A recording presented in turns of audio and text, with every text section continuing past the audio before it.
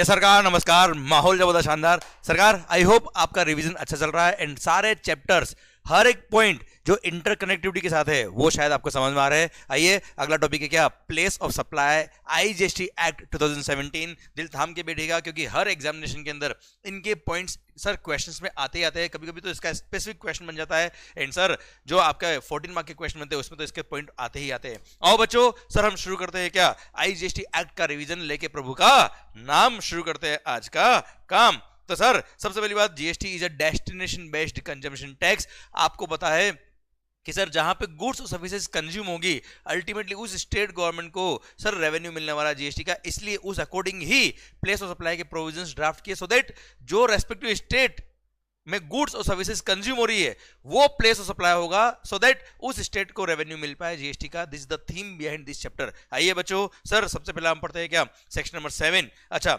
Section number 5 is the charging section under IGST act, जो हम chapter number 1 में पढ़ चुके हैं, जहां पे लिखा था क्या, आईजीएसटी विल बी लेविड। याद है सेक्शन नंबर 5(1), 5(2), 5(3), 5(4), 5(5), हाँ है ना भाई, क्लियर। सर जो चार्जिंग सेक्शन हम चैप्टर 1 में पढ़ चुके हैं वहां पे सेक्शन 9 था सीजीएसटी एक्ट में, सेक्शन नंबर 5 था आईजीएसटी एक्ट में। आइए बच्चों, section number 7 of the IGST act ने डिफाइन किया इंटर स्टेट सप्लाई क्या होता है, सेक्शन नंबर 8 ने डिफाइन किया इंट्रा स्टेट सप्लाई क्या होता है, सेक्शन नंबर 7 बोलता है इंटर स्टेट सप्लाई। ओ भाई, शुरू करने से पहले अगर आपने वीडियो को लाइक नहीं किया तो पहले लाइक दबाओ सरकार, और उसके बाद कमेंट एंड देन शुरू करते हैं हम प्रभु का नाम लेके इस सप्लाई के इंटर स्टेट सप्लाई की डेफिनेशन को। ओके मालिक। तो सर इंटर स्टेट सप्लाई क्या होता है, तो सर ध्यान दीजिएगा, जहां पे भी सप्लायर का location and place of supply, supplier का location and place of supply दो अलग अलग स्टेट है, दो अलग अलग यूनियन टेरिटरी है, या एक स्टेट और एक यूनियन टेरिटरी, तो वो कहलाएगा supply in the course of inter state trade और कॉमर्स। सेकंड थिंग, अगर आपने कोई गुड्स इंपोर्ट करी पर कस्टम्स बॉन्डेड वेयरहाउस में उसको स्टोर किया और आपने कस्टम क्लियरेंस कराने से पहले उस गुड्स को बेच दिया, तो सर अगर कोई गुड्स इंडिया में आ गया है पर वो कस्टम फ्रंटियर क्रॉस नहीं किया उससे पहले अगर आपने बेच दिया तो उसको इंटर स्टेट सप्लाई बोलते हैं। और ऐसे केस में आईजीएसटी के प्रोविजंस वहां अप्लाई होंगे। पर हाँ, नॉलेज के लिए बता देता हूं, कनेक्ट करने के लिए शेड्यूल नंबर 3 में सर इसको कवर करके बोल दिया क्या, it is neither supply of goods nor supply of service, क्योंकि सर अल्टीमेटली जो वेयरहाउस से गुड्स निकलेगा तब जो पर्सन गुड्स को क्लियर कराएगा वो उस टाइम पे आईजीएसटी पे कर देगा। जब वेयरहाउस में गुड्स को बेच रहे हो तब आपको कस्टम बार बार पे करने, तब आपको बार बार जीएसटी पे करने की जरूरत नहीं है, इसलिए उसको शेड्यूल 3 में कवर करके neither supply of goods nor supply of service बोल दिया, क्योंकि एज पर आईजीएसटी एक्ट वो इंटर स्टेट सप्लाई के स्कोप में आ रहा था। आइए नेक्स्ट पॉइंट बोलता है क्या, अगर आपने कोई सर्विसेज इंपोर्ट करी, देखिए गुड्स इंपोर्ट करने पे कस्टम लगता है, कस्टम के साथ आईजीएसटी लगता है, पर सर्विस इंपोर्ट करने पर उसको सर इंटर स्टेट सप्लाई मान लिया सो दैट उस पे आईजीएसटी चार्ज हो जाए। फिर आता है क्या, सप्लाई ऑफ गुड्स और सर्विस और बोथ, ध्यान देना बेटा ये कॉमन पॉइंट है, गुड्स और सर्विस और बोथ के लिए sir in the taxable territory supply, sorry पहले बात है सप्लाई ऑफ गुड्स और सर्विस और बोथ, जहां पे supplier is located in India and place of supply is outside India, वो इंटरस्टेट सप्लाई होगा। फिर एसईजेड की यूनिट या डेवलपर को आपने कोई सप्लाई किया या उन्होंने डोमेस्टिक टेरिफ एरिया में कुछ सप्लाई किया, बाय और टू दोनों ही क्या है, इंटरस्टेट, भले वो सेम स्टेट में हो। मतलब अंधेरी मुंबई अंधेरी में सर एसईजेड है और उसने एसईजेड से डोमेस्टिक टेरिफ एरिया अंधेरी में ही माल बेचा है तो भी इंटरस्टेट सप्लाई होगा। And then supply in the taxable territory हुआ है which is neither interstate supply, नहीं वो इंट्रास्टेट सप्लाई के स्कोप में आ रहा है, इंट्रा में नहीं आ रहा है, इंटर के स्कोप में भी नहीं आ रहा है as per above definition. And sir वो सप्लाई टैक्सेबल टेरिटरी में हुआ तो ऐसे केस में वो इंटर स्टेट सप्लाई कहलाएगा। इसका बेस्ट एग्जांपल क्या है, फॉरेन टूरिस्ट को अगर आपने गुड्स बेचा है तो ऐसे केस में वो क्या कहलाता है, इंटर स्टेट सप्लाई कहलाता है, क्योंकि सर वो इंट्रास्टेट नहीं है, हम आगे पढ़ने वाले हैं। ओके सर, अब इंट्रास्टेट सप्लाई की डेफिनेशन में क्या कहता है, सर सप्लाई ऑफ सप्लायर का location and place of supply, भले गुड्स का हो सर्विसेज का हो, सेम स्टेट में है सेम यूनियन टेरिटरी में, वो कहलाएगा इंट्रास्टेट सप्लाई। पर उसके फॉलोइंग एक्सेप्शन है। फर्स्ट, एसीजेड जो अभी हमने बात करी, सप्लाई ऑफ गुड्स और सर्विस और बोथ बाय और to a unit of SEZ और डेवलपर ऑफ एसीजेड, भले वो सेम स्टेट में वो इंट्रा नहीं कहलाएंगे। सेकंड, वो सर अभी जो हमने पढ़ा कस्टम बॉन्ड एंड वेयरहाउस वाला पॉइंट, सर गुड्स अगर आपने इंडिया में इंपोर्ट कर दिया, इंडियन टेरिटरी में आ गया पर कस्टम फ्रंटियर से क्रॉस होने से पहले आपने बेचा है, भले मुंबई का ही सप्लायर था, वेयरहाउस भी मुंबई में और कश्मीर भी मुंबई का है, फिर भी वो इंट्रा नहीं कहलाएगा, इंटरस्टेट सप्लाई ही कहलाएगा। एंड देन फॉरेन टूरिस्ट को अगर आपने कोई गुड्स बेचा है तो ऐसे केस में वो इंटर नहीं कहलाएगा, और ऐसे केस में वो क्या कहलाएगा भाई, इंट्रा स्टेट सप्लाई, इंट्रा नहीं कहलाएगा, वो क्या कहलाएगा, इंटर स्टेट सप्लाई कहलाएगा। Clear, done. सर आइए सेक्शन नंबर 8 का एक एक्सप्लेनेशन दे रखा है जो बोलता है क्या, अगर मान लो कोई कंपनी कोई पर्सन है जिसका एक एस्टेब्लिशमेंट इंडिया में, एक एस्टेब्लिशमेंट आउटसाइड इंडिया है। एक एस्टेब्लिशमेंट मान लो किसी राजस्थान स्टेट में है और सर एक एस्टेब्लिशमेंट किसी और स्टेट में है, या फिर सेम स्टेट में दो एस्टेब्लिशमेंट है पर सर उनका दोनों का उसने सेपरेट रजिस्ट्रेशन अगर ले रखा है, तो ऐसे केस में वो सब क्या कहलाएंगे sir? Establishment of the distinct persons कहलाएंगे। एंड सर आपका किसी भी टेरिटरी में अगर कोई ब्रांच है, रिप्रेजेंटेटिव ऑफिस है, तो ऐसे केस में वहां माना जाएगा आपका पूरा एस्टेब्लिशमेंट है बेटा। ओके सर, आइए अब अगर टेरिटोरियल बॉर्डर में आपने सप्लाई किया, जैसे मरीन ड्राइव अगर आप बैठे हो और वहां से आप पानी में देख रहे हो समंदर में, तो सर अगर समंदर में जैसे sir Bombay high oil rig वगैरह इंस्टॉल्ड है, अब आपने कोई गुड्स और सर्विस वहां सप्लाई की है समंदर में, टेरिटोरियल वाटर में सप्लाई किया, तो सर नियरेस्ट बेस लाइन जो होगा, जो स्टेट का नियरेस्ट बेस लाइन होगा, वहां मानेंगे कि आपने उस स्टेट में सप्लाई किया, तो place of supply will be that state जहां पे नियरेस्ट बेस लाइन आता है। एंड सर अगर मान लो सप्लायर का जो प्लेस ऑफ बिजनेस है वो टेरिटोरियल वाटर में है, तो वो सप्लायर का लोकेशन कौन से स्टेट में माना जाएगा? अगेन जहां पे nearest base line of the coastal state आती है,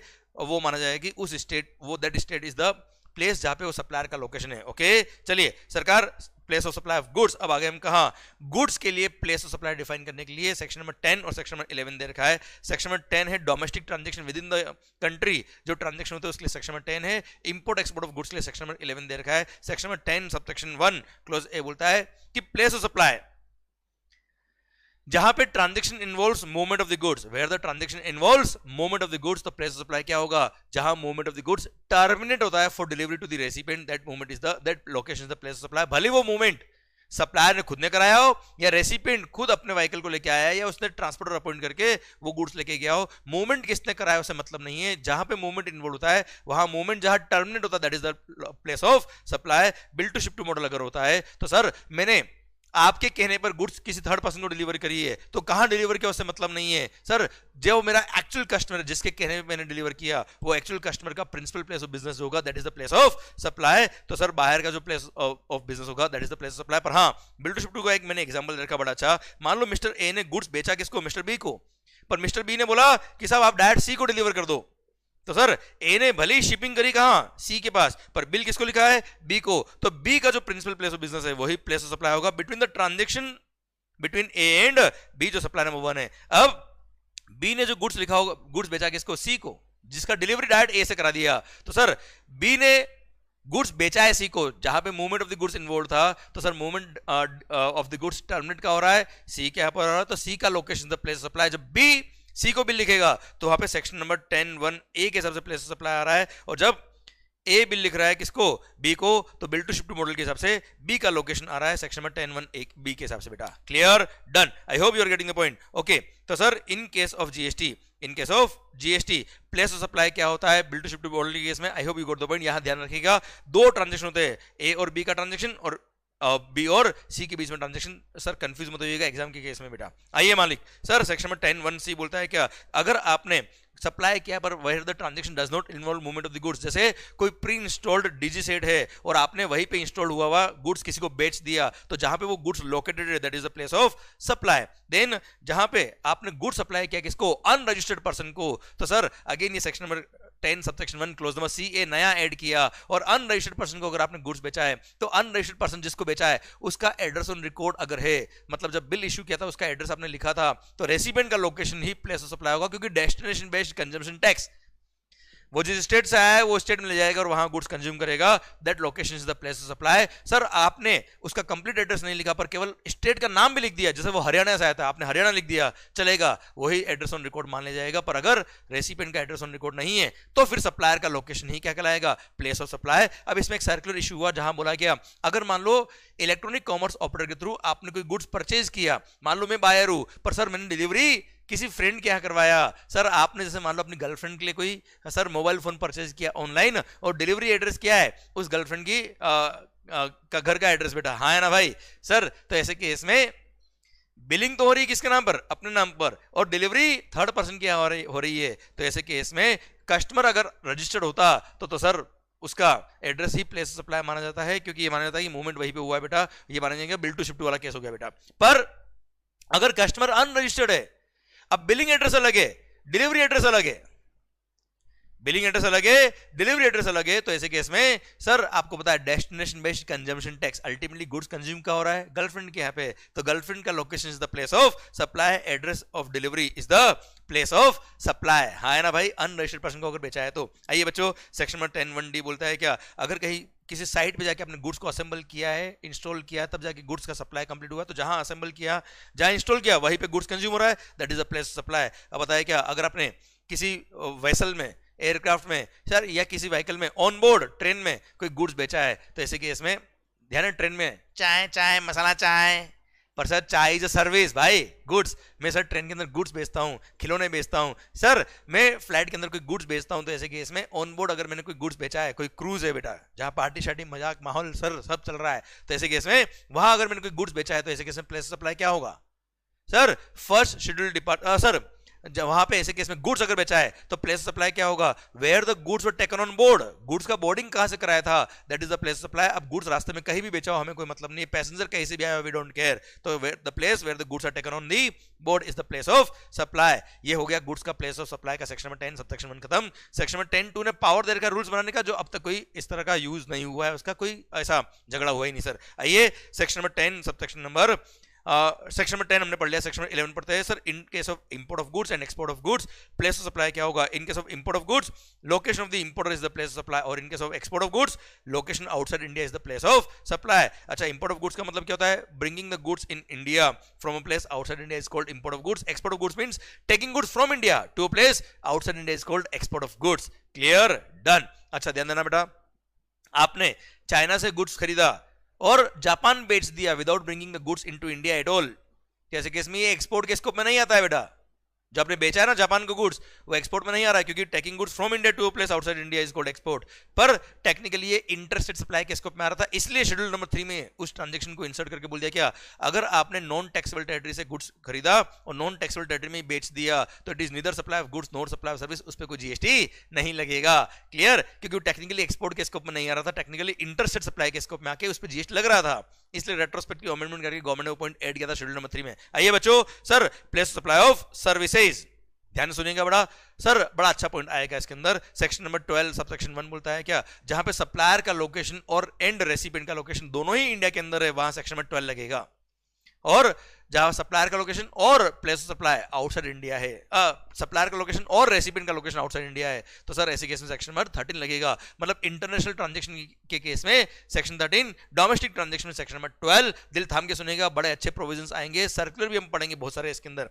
सर यहाँ पे supplier as well as recipient दोनों ही इंडिया के, तो सेक्शन नंबर 12 लग रहा है। सबसेक्शन नंबर 2 बोलता है क्या, जनरल प्रोविजन, अगर आपका जो सर्विसेज है, अगर आपकी जो सर्विसेज है वो स्पेसिफिक सबसेक्शन 3 से लेकर 14 में अगर कवर होती है, तो वहां जो रेस्पेक्टिव सबसेक्शन में आंसर दे रखा है वो फॉलो करिएगा to define the place of supply. पर अगर आपकी सर्विसेज सबसेक्शन 3 से 14 में कवर नहीं होती है, तो उसका जनरल प्रोविजन दे रखा है, डिफॉल्ट प्रोविजन दे रखा है, सर रेसिडुअल प्रोविजन बोल दीजिए इसको। सबसेक्शन 2 वो बोलता है क्या, जिसका कोई नहीं उसके हम, और वहां बोलता है क्या कि सर अगर रेसिपिएंट जीएसटी में रजिस्टर्ड है, if the recipient is registered in GST, तो रेसिपिएंट का location shall be the place of supply, और अगर रेसिपिएंट जीएसटी में रजिस्टर्ड नहीं है तो फिर सप्लायर का लोकेशन क्या हो जाएगा भाई, प्लेस ऑफ सप्लाई।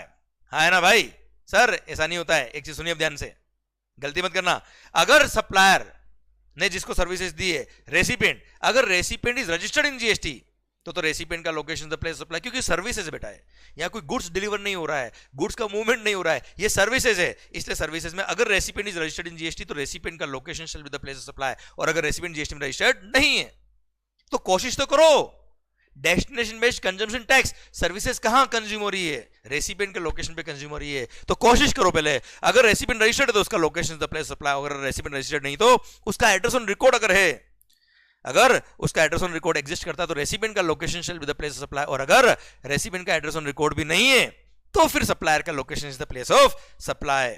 हाँ है ना भाई, डन। अब आइए सबसेक्शन 3 से लेकर 14 तक पढ़ते हैं, जो स्पेसिफिक प्रोविजन है सर वहां हम बात करते हैं। सबसेक्शन 3 बोलता है क्या, services in relation to immovable property including sir construction service, works contract service, real estate agent services, coordination of construction work वाला काम हो गया, रियल एस्टेट एजेंट हो गए, होटल अकोमोडेशन हो गया, हाउस बोट की सर्विसेज हो गई। सर आप कोई बैंक्वेट हॉल बुक कर रहे हो, गार्डन बुक कर रहे हो बेटा शादी वगैरह के लिए, और इन सबके लिए आप एंसिलरी सर्विसेज दे रहे हो, वो सारी services in relation to immovable property के केस में place of supply shall be the place जहां इमूवेबल प्रॉपर्टी लोकेटेड है और intended to be located, that is the place of supply. बात खत्म। रेसिपिएंट कहाँ का है, कौन से स्टेट का है, कोई मतलब नहीं है। जहां property located that is the place of supply. पर हाँ, अगर प्रॉपर्टी आउटसाइड इंडिया है तो रेसिपिएंट का location shall be the place of supply. और सर ध्यान रखिएगा, अगर property is located in more than one state और more than one union territory, तो सर ऐसे केस में place of supply shall be the respective state जहां जहां प्रॉपर्टी लोकेटेड है। पर सर किस प्रोपोर्शन में हम वैल्यू को डिफाइन करेंगे, उसके लिए रूल नंबर 4 दे रखा है। रूल नंबर 4 बोलता है क्या, अगर होटल अकोमोडेशन वाली सर्विसेज थी तो नंबर ऑफ नाइट स्टेट के बेस पर आप रेशियो में डिवाइड कर देना, respective state will be the place of supply जहां जहां होटल लोकेटेड था। और अगर हाउस बोट में टाइम स्पेंड किया है तो सर वो मल्टीपल स्टेट में अगर हाउस बोट गई है तो time spend in respective state और union territory will be the, उस रेशियो में डिवाइड कर देंगे वैल्यू को, और respective state will be the place of supply. और इन दोनों के अलावा कोई भी इम्यूल प्रॉपर्टी रिलेटेड सर्विसेज थी जो मोर देन वन स्टेट में थी, तो sir area of immovable property के रेशियो में डिवाइड कर देना वैल्यू को, respective state will be the place of supply. आइए बच्चों, सबसेक्शन 4 बोलता है क्या, पर्सनल ग्रूमिंग, रेस्टोरेंट, ये पर्सनल कंजम्पशन वाली सर्विसेज हो गई।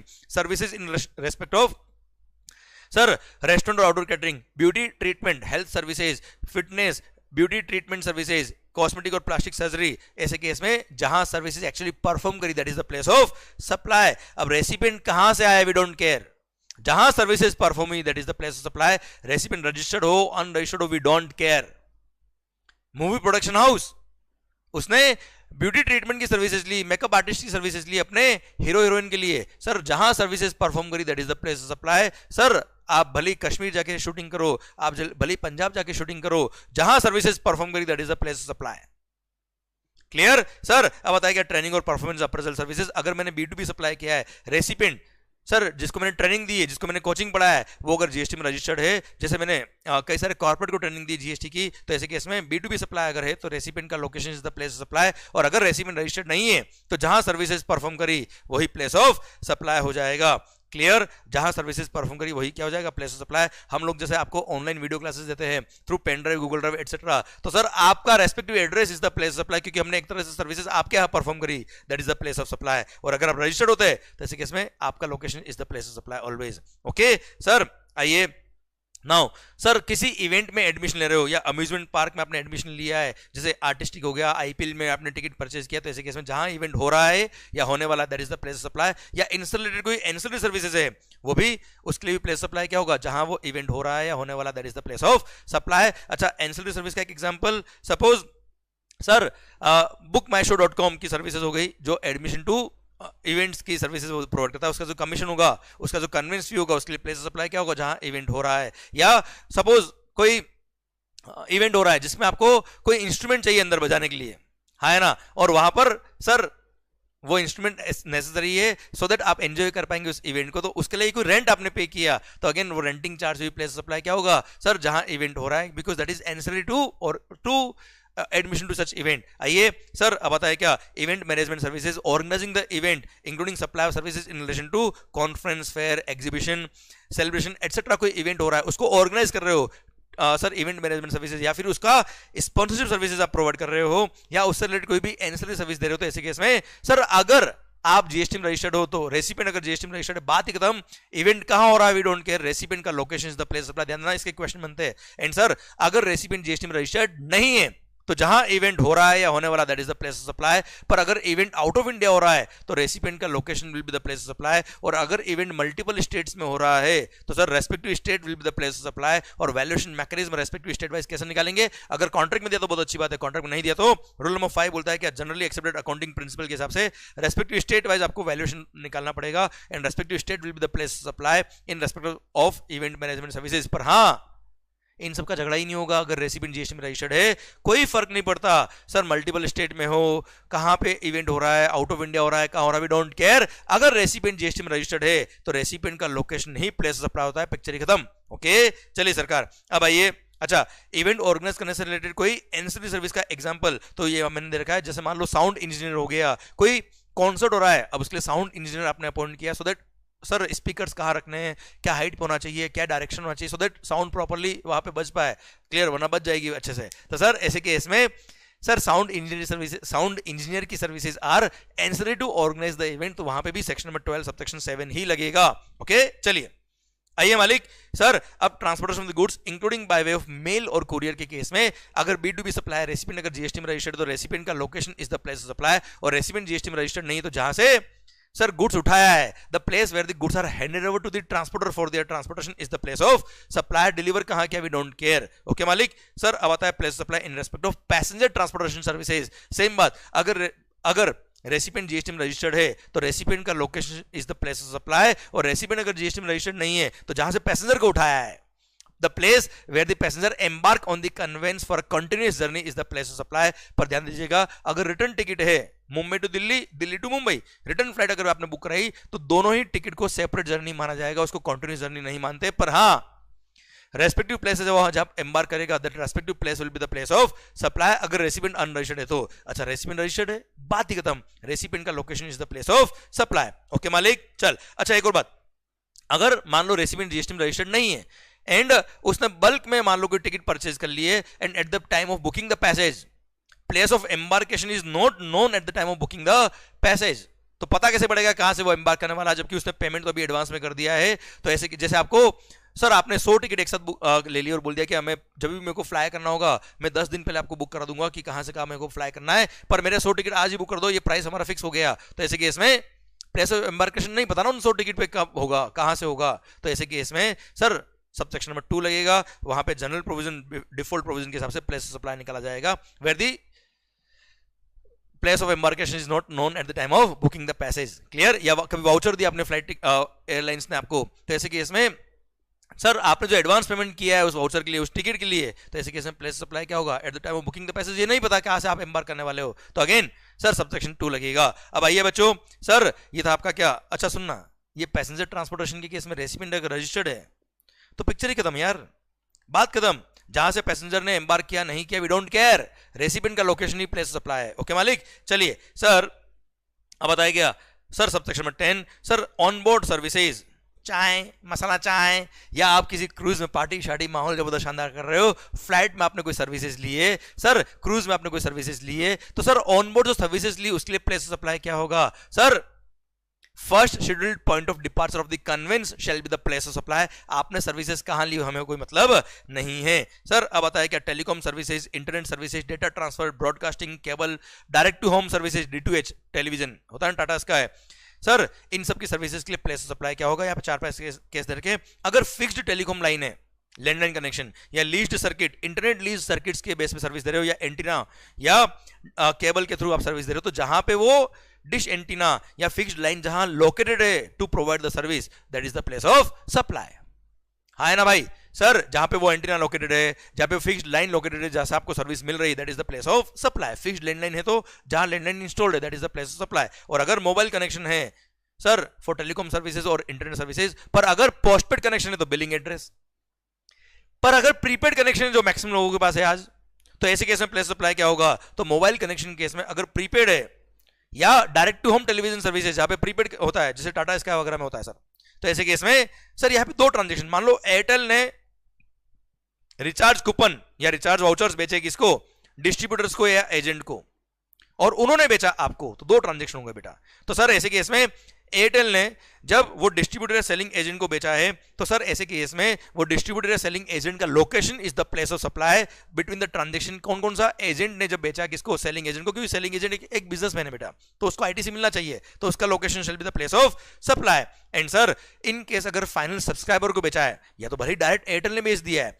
या उस डिस्ट्रीब्यूटर ने या एजेंट ने या रीसेलर ने बेचा है किसको, उस फाइनल सब्सक्राइबर को, तो ऐसे केस में the place where such pre payment is received, that is the place of supply. पर आप कहेंगे हमने तो सर ऑनलाइन रिचार्ज कराया, अगर आपने ऑनलाइन रिचार्ज कराया तो ऐसे केस में रेसिपिएंट का location shall be the place of supply जो ऑन रिकॉर्ड होता है. And sir in any other person, sorry in case of any other case, अगर अबव केसेस में आपका केस कवर नहीं होता तो रेसिपिएंट का location shall be the place of supply. और अगर रेसिपिएंट का लोकेशन ऑन रिकॉर्ड नहीं है तो ऐसे केस में सप्लायर का location shall be the place of supply. अब एक बात आती है, अगर लीज्ड सर्किट के थ्रू सर्विस दे रहे हो तो जहां लीज सर्किट लोकेटेड होता है, इंस्टॉल्ड होता है, that is the place of supply. पर अगर lease circuit is located in more than 1 state और यूनियन टेरिटरी, तो respective state will be the place of supply. और सर अगर कॉन्ट्रैक्ट में वैल्यूएशन मैकेनिज्म दे रखा है तो respective state respective value place of supply होगा. पर अगर वैल्यूएशन मैकेनिज्म कॉन्ट्रैक्ट में डिफाइन नहीं किया तो ऐसे केस में रूल नंबर 6 बोलता है प्रोपोर्शनेट टू ईच स्टेट कैसे निकाला जाएगा. सर उसमें लीज्ड सर्किट के पॉइंट कहां लोकेटेड है उसके बेस पर. तो सपोज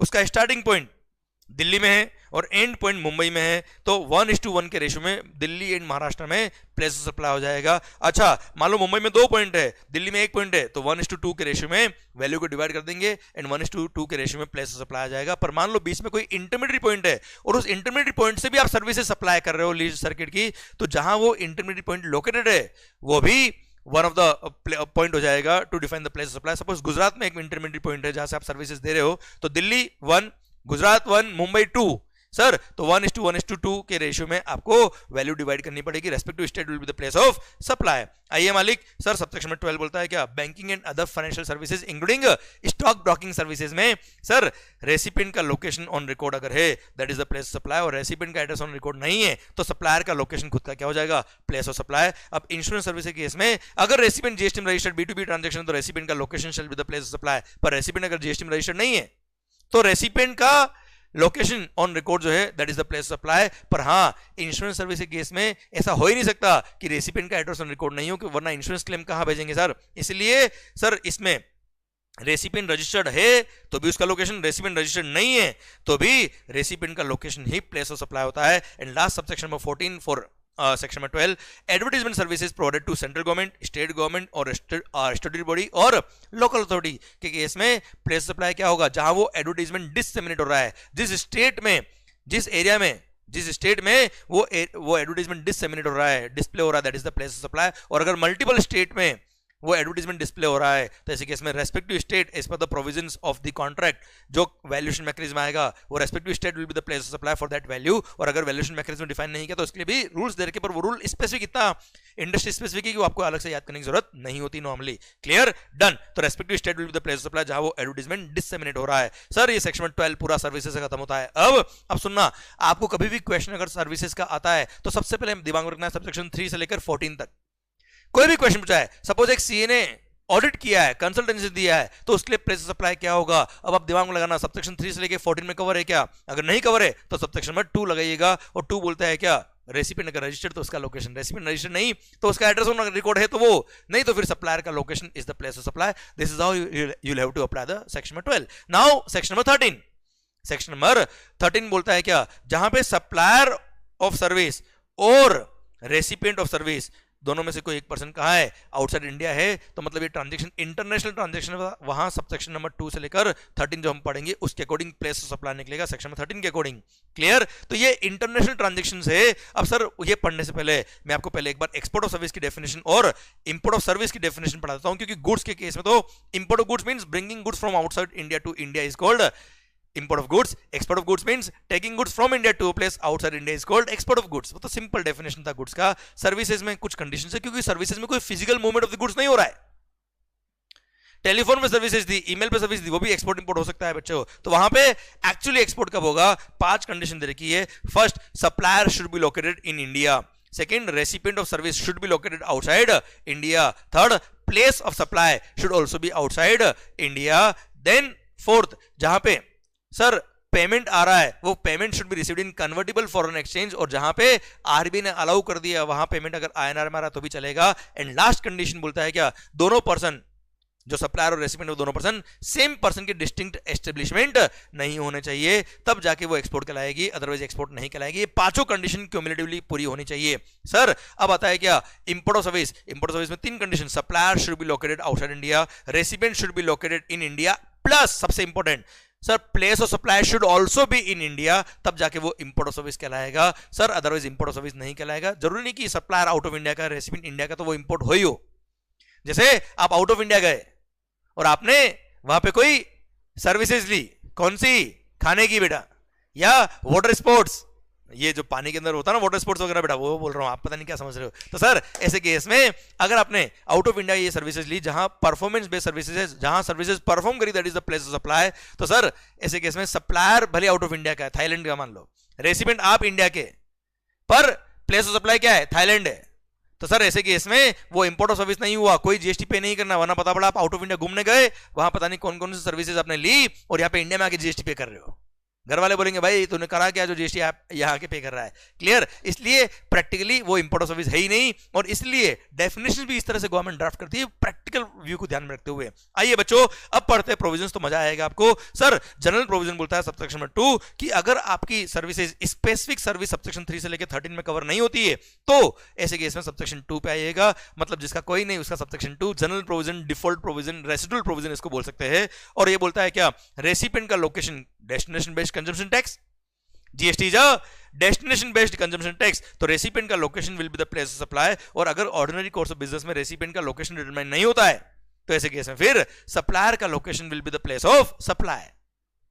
क्लियर? अच्छा ध्यान देना, सेक्शन 13 इंटरनेशनल ट्रांजैक्शन, यहां पे किसी भी सबसेक्शन में ये नहीं लिखा है कि रेसिपिएंट रजिस्टर्ड होना चाहिए कि नहीं होना चाहिए, डायरेक्ट आंसर लिखा है इसमें बेटा। डोमेस्टिक ट्रांजैक्शन में लिखा है क्या, रेसिपिएंट अगर रजिस्टर्ड तो उसका लोकेशन ये होगा, उसका लोकेशन प्लेस सप्लाई होगा, नहीं तो फिर इस केस में रेसिपिएंट का लोकेशन या सप्लायर का लोकेशन या जो भी प्रोविजन दे रखे उस अकॉर्डिंग दे रखे। यहाँ पे किसी भी सबसेक्शन में नहीं लिखा है कि रेसिपिएंट रजिस्टर्ड है कि नहीं है, इंटरनेशनल ट्रांजैक्शन इसलिए बेटा। ओके सिंपली सर अगर सबसेक्शन 2 बोलता है रेसिपिएंट का location will be the place of supply, और अगर ऑर्डिनरी कोर्स ऑफ बिजनेस में रेसिपिएंट का लोकेशन डिटरमाइन नहीं होता है तो फिर सप्लायर का location will be the place of supply. आइए अब स्पेसिफिक प्रोविजंस की हम बात करते हैं सबसेक्शन 3 से लेकर 13 तक। सबसे पहला है क्या, परफॉर्मेंस बेस्ड सर्विसेज, या दो कैटेगरी की सर्विस आती है जहां पे supplier of service needs physical presence of the goods to perform its services, जैसे रिपेयरिंग हो गया, जॉब वर्क सर्विस हो गया एटसेट्रा।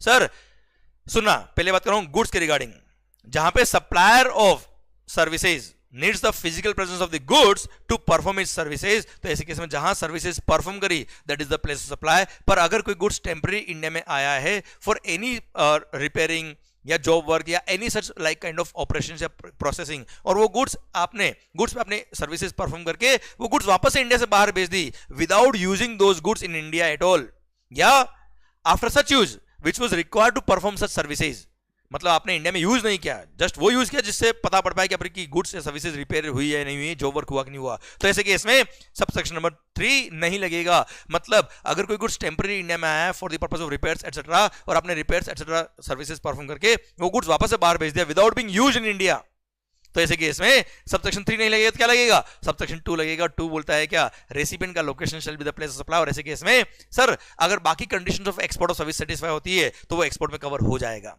ये बेनिफिट देने के लिए इन्होंने ये प्रोवाइजो डाल के ये एक्सेप्शन दिया। क्लियर? डन। अब सर मान लो कोई गुड्स आउट ऑफ कोई गुड्स कहीं रिमोट लोकेशन पे लोकेटेड है और आपने किसी इलेक्ट्रॉनिक मीडिया के थ्रू जैसे टीम व्यूवर, एमी एडमिन्स, आपने कोई कंप्यूटर की रिपेयरिंग कर दी यहां बैठे बैठे सर इलेक्ट्रॉनिक मीडिया के थ्रू, तो जहां वो गुड्स लोकेटेड था eight the time of performing the service that is the place of supply. Sir ये हो गया क्या गुड्स के रिगार्डिंग पॉइंट। अब आ रहा है क्या, जहां पे service supplier needs the physical presence of the individual to perform his services, जैसे restaurant service, massage service, parlour service, इन सब के केस में we need the physical presence of the person to perform their services, तो ऐसे case में जहां services perform करी है that is the place of supply, और वही सर लोकेशन होगा प्लेस ऑफ सप्लाई का। अकॉर्डिंगली देखेगा कि इंपोर्ट ऑफ सर्विस में या एक्सपोर्ट ऑफ सर्विस में कवर होता है कि नहीं होता है बच्चों। क्लियर? डन। अब सर आता है क्या, जैसे अभी मैंने आपको बताया कि सर कोई गुड्स टेम्पररी इंडिया में आया रिपेयरिंग वगैरह के लिए या कोई प्रोसेस के लिए, तो उसके लिए एक सर्कुलर दे रखा है डायमंड्स। सर अब सर कोई डायमंड आउट ऑफ इंडिया से इंडिया में आया कटिंग और पॉलिशिंग के लिए इंडिया में आया, और आपने वो प्रोसेसिंग करके वापस से गुड्स इंडिया से बाहर भेज दिया without using those goods in India at all, तो ऐसे केस में सबसेक्शन नंबर 3 नहीं लगेगा। 3 नहीं लगेगा तो क्या लगेगा, 2 लगेगा। 2 बोलता है क्या, रेसिपिएंट का location shall be the place of supply, services कहां परफॉर्म करी इंडिया में उससे कोई मतलब नहीं है। अब सबसेक्शन 2 अगर लग रहा है तो बाकी कंडीशन अगर एक्सपोर्ट ऑफ सर्विस की सेटिस्फाई होती है तो यस ये एक्सपोर्ट के बेनिफिट इसको मिलेंगे। क्लियर? डन। सरकार आइए सबसेक्शन 4 बोलता है क्या, services in relation to immovable property, जहां प्रॉपर्टी लोकेटेड है या intended to be located that is the place of supply. अब क्या सर इवेंट्स रिलेटेड सर्विसेज वाली हो, एडमिशन टू इवेंट वाली हो या ऑर्गेनाइजिंग द इवेंट वाली हो सर, या उससे रिलेटेड कोई भी एंसिलरी सर्विसेज हो, जहां इवेंट हो रहा है या जहां इवेंट होने वाला है that is the place of supply. अच्छा जब हमने सेक्शन में 12 पढ़ा था वहां ऑर्गेनाइजिंग द इवेंट, जो इवेंट मैनेजमेंट वाली सर्विसेज थी उसके लिए लिखा था क्या, अगर रेसिपिएंट रजिस्टर्ड तो उसका location is the place of supply, नहीं रजिस्टर्ड है तो जहां इवेंट हो रहा है। पर यहां पे तो डायरेक्टली रेसिपिएंट रजिस्टर्ड हो ना हो हमेशा ही क्या है, रेसिपिएंट का location is the place of supply. इसलिए यहां पे एडमिशन टू इवेंट हो या ऑर्गेनाइजिंग द इवेंट हो, इसलिए सबसेक्शन नंबर 5 एक सिंगल सबसेक्शन दे रखा है, वहां एडमिशन के लिए अलग दे रखा था, ऑर्गेनाइजिंग का अलग दे रखा था बेटा।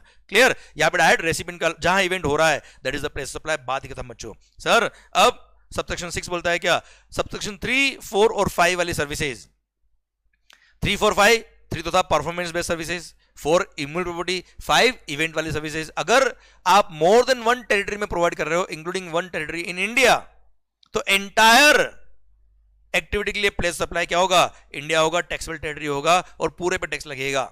ओके अब सर सबसेक्शन 7 बोलता है क्या? इंडिया में तो हो रहा है पर मोर देन 1 स्टेट में आप सर्विसेज प्रोवाइड कर रहे हो। सबसेक्शन 3, 4 और 5 वाले services if you are providing in more than 1 state और यूनियन टेरिटरी, तो ऐसे केस में respective state will be the place of supply. अब रेस्पेक्टिव स्टेट का वैल्यूएशन मैकेनिज्म कैसे निकालेंगे? अगर कॉन्ट्रैक्ट में दे रखा तो उस according respective value will be the place of supply for respective state. And अगर कॉन्ट्रैक्ट में वैल्यूएशन मैकेनिज्म नहीं दे रखा तो सर ऐसे केस में value shall be determined for each state as may be prescribed. उसके लिए रूल नंबर 7 दे रखा है। अच्छा रूल नंबर 7 ने सर इम्यूलेबिलिटी के लिए और इवेंट वाले के लिए तो वो जो हमने पहले रूल्स पढ़े सेक्शन नंबर 12 के लिए वही रूल्स रेफर किए, रूल नंबर 4 और रूल नंबर 5 रेस्पेक्टिवली। मैं तुम्हें पहले ये बोल देता हूं सर, इम्यूलेबिलिटी रिलेटेड सर्विसेज के लिए अगर मोर देन 1 स्टेट में आप सर्विसेज दे रहे हो तो रूल नंबर 4 बोलता है क्या? अगर होटल की सर्विसेज थी मोर देन 1 स्टेट में था तो number of 9 state, house boat वाली सर्विसेज में टाइम स्पेंड, और other than those two services immovable property वाली सर्विसेज में एरिया ऑफ इम्यूल प्रॉपर्टी के रेशियो में डिवाइड कर देंगे। एंड सर इवेंट वाले केस में जनरली एक्सेप्टेड अकाउंटिंग प्रिंसिपल के हिसाब से रेस्पेक्टिव स्टेट वाइज वैल्यू निकालेंगे और respective state is the place of supply. Okay ये हमने पहले पढ़ा था, मैंने रिपीट कर दिया है लिंक करके। अब सर यहां आता है क्या? सर प्रैक्टिकली बात करें तो सबसेक्शन नंबर 3 वाली सर्विसेज मतलब परफॉर्मेंस बेस्ड सर्विसेज के लिए ये अगर आपने मल्टीपल स्टेट में वो सर्विसेज प्रोवाइड करी तो respective state is the place of supply. अब रेस्पेक्टिव स्टेट के लिए वैल्यू क्या निकलेगा? अगर सेम गुड्स पे आप सर्विसेज परफॉर्म कर रहे हो अलग अलग स्टेट में जाके तो सर इक्वली डिवाइड कर देंगे अमंग ऑल दीज स्टेट्स। मान लो 3 स्टेट में आपने services the on the same goods, अलग अलग स्टेट में जाके सर्विसेज परफॉर्म करी तो 1:1:1 के रेशियो में डिवाइड कर देना। एंड सर डिफरेंट गुड्स पे अगर आप सर्विसेज परफॉर्म कर रहे हो इन डिफरेंट स्टेट्स तो सर उन गुड्स का इनवर्स वैल्यू क्या था? Inverse value of goods in each state, वो इनवर्स गुड्स की वैल्यू के हिसाब से आप प्रोपोर्शन कर देना ईच स्टेट में वैल्यू को, और respective state will be the place of supply. और अगर किसी इंडिविजुअल पे आपने सर्विसेज परफॉर्म करी अलग अलग स्टेट के अंदर तो sir generally accepted accounting principle के हिसाब से वैल्यूएशन मैकेनिज्म निकलेगा ईच स्टेट वाइज और respective state will be the place of supply. Clear माहौल? आइए सबसेक्शन नंबर 8 एग्जांपल दो बेटा इसका। सर्विसेज सप्लाई टू इंडिविजुअल्स, जैसे मान लो कोई आउट ऑफ इंडिया वाला पर्सन था, अब उसको आपने ब्यूटी ट्रीटमेंट की सर्विसेज दी, मसाज सर्विसेज दी, दूसरे अलग अलग स्टेट में ले कि उसकी मसाज करी आपने बेटा, तो ऐसे केस में सर फीस अगर कॉमन लिया है, कॉन्ट्रैक्ट अगर कॉमन है, तो ऐसे केस में कहां कहां सर्विसेज परफॉर्म करी, रेस्पेक्टिव स्टेट में परफॉर्म करी, तो रेस्पेक्टिव स्टेट का वैल्यू कैसे निकलेगा? आपको जनरली एक्सेप्टेड अकाउंटिंग प्रिंसिपल आपको देखना पड़ेगा कितना सर्विसेज आपने महाराष्ट्र में दिया, कितना सर्विसेज आपने सर गुजरात में दिया, रेस्पेक्टिव स्टेट वाइज आपको वैल्यूएशन निकालना पड़ेगा और respective state is the place of supply as per generally accepted accounting principles. Okay चलिए सबसेक्शन 8 बड़ा सुंदर सबसेक्शन 8 लगता है मुझे। सर यहां पर 3 सर्विसेज नोटिफाई करी हुई है, 3 सर्विसेज प्रिस्क्राइब करी हुई है। यहां बोला हुआ है क्या? ये 3 केस में रेसिपिएंट का लोकेशन क्या वी डोंट केयर, सप्लायर का लोकेशन ही प्लेस ऑफ सप्लाई होगा। Sir first services by a banking company financial institution including NBFC to its account holders, non account holder नहीं बेटा, अकाउंट होल्डर अगर है तो सर बैंक का लोकेशन ही प्लेस ऑफ सप्लाई होगा। सेकंड इंटरमीडियरी ऑफ गुड्स हो या इंटरमीडियरी ऑफ सर्विसेज हो, आप ब्रोकर हो, एजेंट हो, सर जो फैसिलिटेट करता है ट्रांजैक्शन बिटवीन 2 पर्संस, तो ऐसे केस में सर उसका जो कमीशन है, उसका जो ब्रोकरेज है, उसकी जो फीस है, उसके लिए प्लेस सप्लाई क्या होगा? खुद का एजेंट का location is the place of supply. And sir आपने जैसे एक्टिवा किराए दी, कार किराए दी, hiring of means of transport other than vessel और aircraft but including yacht up to period of 1 month, 1 महीने तक का आपने हायरिंग की सर्विसेज दी है, means of transport including yacht but other than vessel और एयरक्राफ्ट, तो ऐसे केस में अगेन सप्लायर का location is the place of supply, recipient का लोकेशन देखने का भी नहीं है बेटा आपको। और अगर मोर देन 1 मंथ के लिए अगर आपने सर्विसेज दी है या हायरिंग पे दिया है तो ऐसे केस में सबसेक्शन नंबर 2 लगेगा। General provision subsection 8 general provision लगेगा, सबसेक्शन 8 नहीं लगेगा बच्चों। क्लियर? अच्छा वेसल एयरक्राफ्ट अगर आपने हायरिंग पे दिया तो सबसेक्शन नंबर 2 लगेगा। अगेन यॉट के केस में, यॉट बोलते हैं बहुत सारे लोग, याच बोलते हैं, यॉट के केस में हमेशा अप टू 1 मंथ अगर दिया तो सबसेक्शन नंबर 8 लगेगा, सप्लायर का location is the place of supply. Clear? Done. आइए बच्चों सबसेक्शन नंबर 9 जो ट्रांसपोर्ट ऑफ गुड्स वाला प्रोविजन था, किसका बच्चों? ट्रांसपोर्ट ऑफ गुड्स, उसका प्रोविजन सबसेक्शन 9 डिलीट हो चुका है, ओमिट हो चुका है। मतलब क्या है इसका? मतलब ये कि इसके लिए डिफॉल्ट प्रोविजन सबसेक्शन 2 जो है वो लगेगा। अगर एक पर्सन इंडिया का, एक पर्सन आउट ऑफ इंडिया का है और वो ट्रांसपोर्ट की सर्विसेज की बात चल रही है, ट्रांसपोर्ट ऑफ गुड्स की बात चल रही है, तो ऐसे केस में सर सबसेक्शन में 2 डिफॉल्ट प्रोविजन विल अप्लाई। और हां अगर मेल और कुरियर की बात करें तो मेल और कुरियर में तो पहले भी सबसेक्शन में 2 ही लगता था, अभी भी सबसेक्शन में 2 ही लगेगा। ओके मालिक? डन। सरकार आइए अब बात करूंगा आप पैसेंजर ट्रांसपोर्टेशन सर्विसेज, तो जहां से पैसेंजर ने एम्बार्क किया है on the conveyance for continuous journey, that is the place of supply. Recipient registered हो नहीं हो कोई फर्क नहीं पड़ता बेटा, जहां से उसने एम्बार्क किया on the passenger on the conveyance for continuous journey, that is the place of supply. Continuous journey के केस में ध्यान देना, अगर आपने मल्टीपल जर्नी के लिए सिंगल टिकट बुक किया है, जैसे सिंगापुर एयरलाइन का जो फ्लाइट था उसमें आपने टिकट बुक कराया मुंबई से दिल्ली, दिल्ली से सर दुबई, दुबई से आप जा रहे हो सिंगापुर, सिंगापुर से थाईलैंड और पता नहीं कहां जा रहे हो, पर टिकट एक ही बुक किया आपने, तो ऐसे केस में इसको कॉन्टिन्यूस जर्नी मानेंगे। और फर्स्ट टाइम जहां से आपने एम्बार्केशन किया that is the place of supply. समझे? इस एग्जांपल में मान लो मुंबई से दुबई आप गए, पहले मुंबई से दिल्ली गए, दिल्ली से फिर आप कहां गए, दुबई गए, उससे कोई फर्क नहीं पड़ रहा है, मुंबई ही प्लेस ऑफ सप्लाई होगा जहां से आपने एम्बार्क किया for the continuous journey. Okay, subsection number 11 बोलता है अगर आपने सर्विसेज दिए on board, on board conveyance, आपने वेसल में, एयरक्राफ्ट में ऑन बोर्ड सर्विसेज अगर आपने प्रोवाइड करी, तो first schedule departure of the conveyance is the place of supply. Sir जैसे वीडियो गेम वगैरह आपने खेले बेटा। आइए सबसेक्शन 12 OIDR सर्विसेज, हमेशा ध्यान रखना सर, आपने जैसे मान लो सर क्लाउड सर्विसेज ली, advertisement over the internet services लिया एटसेट्रा, ऑनलाइन इंफॉर्मेशन और डेटाबेस एक्सेस और रिट्रीवल सर्विसेज, netflix.com का आपने सब्सक्रिप्शन लिया, इन सब के केस में रेसिपिएंट का location is the place of supply, बात खत्म। डिफॉल्ट प्रोविजन सबसेक्शन 2 क्या बोलता है, रेसिपिएंट का लोकेशन प्लेस ऑफ सप्लाई होगा, पर रेसिपिएंट का location ordinary course of business में डिटरमाइन नहीं होता है, तो सप्लायर का लोकेशन देखने का। पर सर यहां पे तो रेसिपिएंट का लोकेशन ही प्लेस ऑफ सप्लाई है और ऑर्डिनरी कोर्स ऑफ बिजनेस में रेसिपिएंट का लोकेशन नहीं है, तो निकालना पड़ेगा। अब यहां पर कुछ फैक्टर दे रखे सर, जिसके बेस पे आप और हम निकाल सकेंगे कि रेसिपिएंट का लोकेशन, प्लेस ऑफ रेसिपिएंट का लोकेशन क्या है। और हाँ, इनमें से या 7 फैक्टर दे रखे, उनमें से कोई भी 2 फैक्टर सेटिस्फाई हो गए तो मान लेना, 2 कंडीशन पूरी होगी तो मान लेना रेसिपिएंट टैक्सेबल टेरिटरी का है। सर क्या क्या, जैसे उसने जो एड्रेस दिया था, जब आपने netflix.com का सब्सक्रिप्शन लिया, आपने जो एड्रेस वहां लिखा वो इंडिया का था, आपने बिलिंग एड्रेस जो करवाया था वो बिलिंग एड्रेस इंडिया का था, जो डेबिट कार्ड, क्रेडिट कार्ड या स्टोर वैल्यू कार्ड है जिसके आप थ्रू आप पेमेंट कर रहे हो वो इंडिया से इश्यू हुआ है, जिस बैंक से आप पेमेंट कर रहे हो वो बैंक कहाँ का है, वो बैंक की ब्रांच इंडिया में लोकेटेड है, या आपका आईपी एड्रेस इंडिया का था बेटा, जिस सिम कार्ड से आपने इंटरनेट कनेक्ट किया हुआ है वो इंडिया से इश्यू हुआ है, या आपने वाईफाई से कनेक्ट किया तो वो फिक्स्ड लैंडलाइन जिससे इंटरनेट कनेक्ट किया हुआ है वो कहां का है, इंडिया का। इन 7 में से कोई भी 2 कंडीशन पूरी होगी, मान लेंगे रेसिपिएंट इंडिया का है, और रेसिपिएंट का लोकेशन अगर प्लेस ऑफ सप्लाई है तो ऐसे केस में टैक्स लगेगा, भले सप्लायर आउट ऑफ इंडिया है। हाँ है ना भाई, supplier out of India, recipient India का, प्लेस ऑफ सप्लाई भी इंडिया हो गया क्योंकि रेसिपिएंट का लोकेशन ही place of supply, import of service हो गया, और इंपोर्ट ऑफ सर्विस अगर होता है तो टैक्स पे करना पड़ता है, इट इज इंटरस्टेट सप्लाई। अब ऐसे केस में कौन टैक्स पे करेगा, अगर रेसिपिएंट जीएसटी में रजिस्टर्ड है तो उसको बोलते हैं टैक्सेबल ऑनलाइन रेसिपिएंट, वो टैक्स पे करेगा, और रेसिपिएंट जीएसटी में रजिस्टर्ड नहीं है तो सप्लायर netflix.com टैक्स पे करेगा, इंडिया में आके रजिस्ट्रेशन कराएगा। हम पढ़ेंगे आगे, एक सेक्शन दे रखा है इसके लिए बेटा, क्लियर, डन। सबसेक्शन 13 में गवर्नमेंट को पावर दे रखा है कि to avoid the double taxation और to avoid the non taxation, government चाहे तो कुछ सर्विसेज को नोटिफाई करके उसका प्लेस ऑफ सप्लाई भी डिफाइन करके बता सकती है कि इस केस में प्लेस ऑफ सप्लाई होगा, सो दैट डबल टैक्सेशन नहीं हो या नॉन टैक्सेशन नहीं हो। उसके लिए 3 ट्रांजेक्शन गवर्नमेंट ने डिफाइन किए। First, R&D services in respect of pharmaceutical sector provided by a person in the taxable territory to a person located outside India. India के पर्सन है, आउट ऑफ इंडिया वाले person को pharmaceutical sector की R&D services दी, तो ऐसे case में recipient का location shall be the place of supply. पर कंडीशन क्या है सर, सप्लायर ने जो सर्विसेज दी है एज पर टर्म्स ऑफ कॉन्ट्रैक्ट दी है, और सर एक्सपोर्ट ऑफ सर्विस की बाकी सारी कंडीशन सेटिस्फाई हो रही थी, केवल प्लेस ऑफ सप्लाई की वजह से वो एक्सपोर्ट में कवर नहीं हो रहा था, तो ऐसे केस में रेसिपिएंट का location will be the place of supply और वो एक्सपोर्ट में कवर हो जाएगा, सारे बेनिफिट एक्सपोर्ट के उसको मिलेंगे। क्योंकि नॉर्मली क्या होता है, R&D सर्विसेज के लिए आपने कोई गुड्स इंडिया में भेजी होगी, दवाई भेजी होगी जिसपे वो सैंपल पे R&D कर रहा होगा, तो वो तो परफॉर्मेंस बेस्ड सर्विस होगी, जहां सर्विसेज परफॉर्म करी वही प्लेस ऑफ सप्लाई।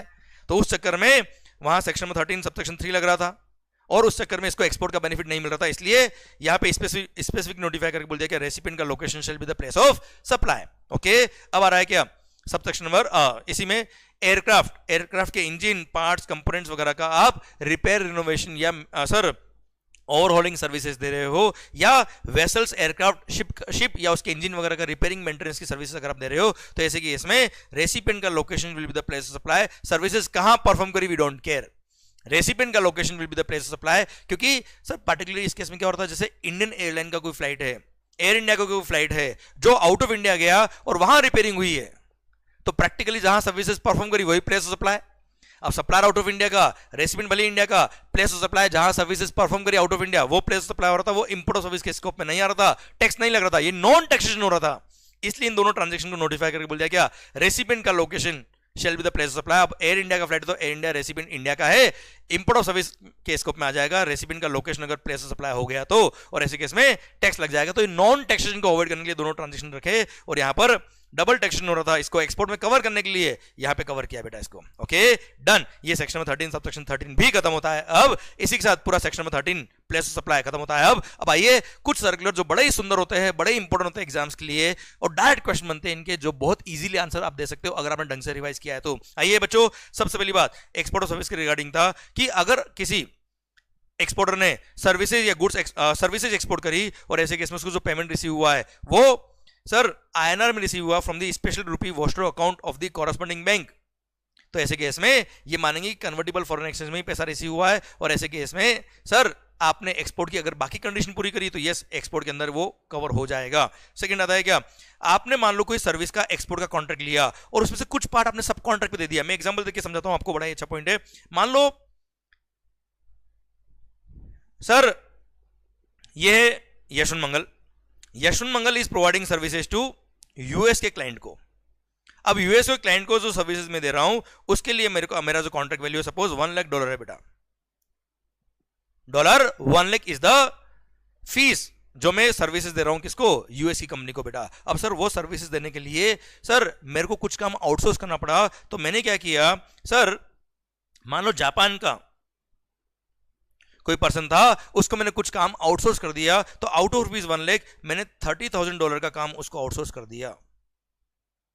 $30,000 का काम उसको मैंने आउटसोर्स कर दिया। नाउ जापान वाला person is providing services to US वाला पर्सन ऑन माय बिहाफ, और यूएस वाले को मैंने बोला कि तुम मेरे को $1 लाख दोगे, मैं 30,000 इसको पे करूंगा, एक काम करना। अब उसमें बैंक चार्जेस वगैरह ट्रांसफर चार्ज बहुत सारे लगते हैं। मैंने यूएस क्लाइंट को बोल दिया कि तुम 70,000 मुझे पे कर देना और 30,000 डायरेक्ट जापान वाले क्लाइंट मेरे जो सब कॉन्ट्रैक्टर है उसको पे कर देना। अब ऐसे केस में सर पेमेंट जो कन्वर्टेबल फॉरेन एक्सचेंज इंडिया में आ रहा है वो $1 लाख की जगह केवल $70,000 ही आ रहा है।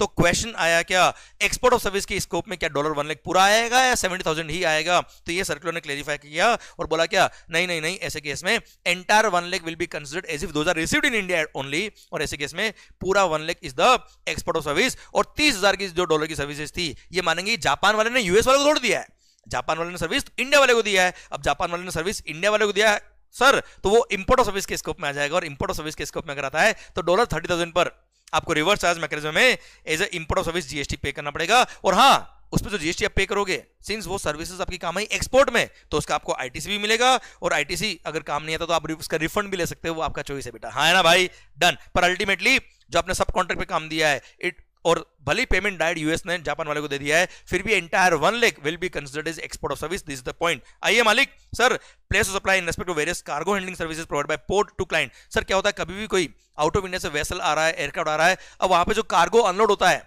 उसके रिगार्डिंग पोर्ट कई सारी सर्विस देता है, जिसको पोर्ट सर्विसेज, एयरपोर्ट सर्विसेज बोलते हैं। जैसे arrival of the wagons at the port, haulage of the wagons inside the port area up to the place of unloading, siding of the wagons inside the port, unloading of the wagons, movement of the unloaded cargo, etc. बहुत सारी port related services वो provide करते हैं, जिसको बोलते हैं port services. तो ये services in relation to immovable property नहीं है। एंड सर यहाँ पे नॉर्मल जो section number 12 sub section number 2, या अगर 1% इंडिया का 1% आउट ऑफ इंडिया का, तो सेक्शन नंबर 13 सब सेक्शन 2 लगेगा। ये services in relation to immovable property वाले प्रोविजन यहाँ पे नहीं लगेंगे, डिफॉल्ट प्रोविजन यहाँ पे अप्लाई होंगे। सर आइए, इन case of advertising sector place of supply क्या होगा, बड़ा अच्छा पॉइंट है, इस पे क्वेश्चन भी बना हुआ है एग्जाम के अंदर। सर मान लो मुंबई मरीन ड्राइव, वहां पे कोई मेरे को होर्डिंग पर अपना एडवर्टाइजमेंट लगवाना है साहब। अब जियो ने मान लो कोई प्रोडक्ट लॉन्च किया है और सर उसको मरीन ड्राइव पे किसी होर्डिंग पे वो एडवर्टाइजमेंट लगवाने का है। अब सर वहां पे एडवर्टाइजमेंट, वहां पे जो होर्डिंग पे एड लगवाने का है वो होर्डिंग किसी होटल का है सर, होटल है, होटल के ग्राउंड में वो होर्डिंग लगा हुआ है। अब सर जिसका होर्डिंग है सर, उससे अगर आपने बात करी तो जो पर्सन होर्डिंग पे आपका एड लगाने के लिए दे रहा है सर, वो एक तरह से सेल ऑफ स्पेस कर रहा है फॉर एडवर्टाइजमेंट। तो sir that hoarding is a kind of immovable property, क्योंकि वो अटैच टू अर्थ है। तो सर ऐसे केस में होर्डिंग पे अगर एडवर्टाइजमेंट हैंग करने के लिए, एडवर्टाइजमेंट दिखाने के लिए उसने आपको अलाउ किया है, तो that is a sale of space on immovable property. और ऐसे केस में services in relation to immovable property वाले प्रोविजंस वहां पे अप्लाई होंगे, और वहां पे section number 13, section number 12 sub section number 3 के प्रोविजन अप्लाई होंगे। पर अगर मान लो आपने वो डायरेक्ट होर्डिंग वाले से कांटेक्ट नहीं किया, आपने किसी एडवर्टाइजमेंट कंपनी से कांटेक्ट किया और एडवर्टाइजमेंट कंपनी को बोला साहब क्या मेरा एड वहां लगना चाहिए। और वो एडवर्टाइजमेंट कंपनी क्या करिए, आपके लिए एड बना रही है, उसके लिए आप वो होर्डिंग वाले से कांटेक्ट कर रही है। मतलब सर वो जो एडवर्टाइजमेंट कंपनी आपको बिल लिख रही है, they are not selling the space, they are just arranging the display of their advertisement on the hoarding or structure belonging to someone else। तो सर एडवर्टाइजमेंट कंपनी जो हमको service दे रही है, वहां पे नॉर्मल डिफॉल्ट प्रोविजन सेक्शन में 12 वाला लगेंगे, सेक्शन में 12 सबसेक्शन 2 लगेगा, और ऐसे केस में सेक्शन में 12 सबसेक्शन 3 नहीं लगेगा। हाँ, वो एडवर्टाइजमेंट कंपनी ने जब होटल वाले से बात किया होगा कि सर हमको आपके होर्डिंग पर एड लगाने का है, और उस होटल वाले ने जब उसको वो स्पेस दिया होगा 15 दिन के लिए, 15 दिन के लिए आपका ये स्पेस जो है वो आपका है, आप एड लगाओ, जिसका लगाना लगाओ साहब। तो ऐसे केस में सर वो होटल वाले ने sale of space for advertisement on hoarding की सर्विसेज दी है, तो होटल वाला या बोल दो ऑनर ऑफ द स्ट्रक्चर या होर्डिंग, जो होर्डिंग का ऑनर है सर, उसने जो सर्विसेज दी है वो सेल ऑफ स्पेस कहलाएगा। तो ऐसे केस में होटल वाला is providing services to advertisement company, ये तो यहाँ पे सेक्शन में 12 सबसेक्शन 3 में कवर हो जाएगा। Advertisement company is providing services to Jio, तो ऐसे केस में सेक्शन में 12 सबसेक्शन में 2 लगेगा। क्लियर? और अगर होटल वाला डायरेक्ट प्रोवाइड करा सर्विसेज जियो को, तो अगेन सेक्शन में 12 सबसेक्शन 3 लगेगा बच्चों। हाँ है ना भाई? क्लियर? डन। आइए मालिक सर नेक्स्ट पॉइंट आता है क्या, सॉफ्टवेयर और design services in case of electronics, semiconductor and design manufacturing industry. India का बहुत ही बड़ा बूमिंग सेक्टर है बेटा ये वाला।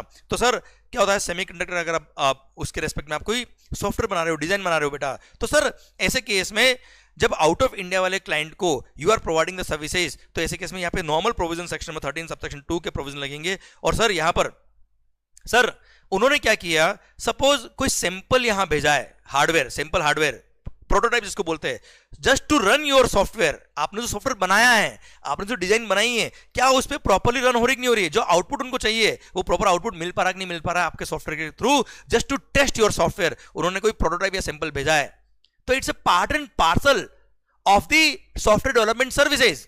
Testing services are part and parcel of software development services. Sir इसका मतलब ये नहीं कि you are providing services performance base वाली, जहां पे फिजिकल प्रेजेंस ऑफ गुड्स चाहिए ही चाहिए to provide your services. No sir, ये सेक्शन में 13 सबसेक्शन 3 में कवर नहीं होता है, और ऐसे केस में सेक्शन में 13 सबसेक्शन 2 में कवर होगा, और जनरल प्रोविजन, डिफॉल्ट प्रोविजन यहां पे अप्लाई होंगे, और एक्सपोर्ट की अगर अदर कंडीशन फुलफिल होगी तो एक्सपोर्ट का बेनिफिट इनको मिलेगा। आइए मालिक नेक्स्ट है क्या सर, पता है एक्सपोर्ट ऑफ सर्विस की डेफिनेशन में हमने पढ़ा है क्या, अगर आपने जो सर्विसेज दी है आपके ही डिफरेंट डिस्टिंक्ट एस्टेब्लिशमेंट को अगर आपने सर्विसेज दी है, तो एक्सपोर्ट के स्कोप में कवर नहीं होता है। हाँ ना भाई? तो sir both person should not be मियर establishment of the distinct person. याद आया बच्चों? तो ऐसे केस में एक सर्कुलर ने क्लेरिफाई किया कि डिस्टिंक्ट पर्सन कब कहते हैं, sir establishment of the distinct person कब कहेंगे।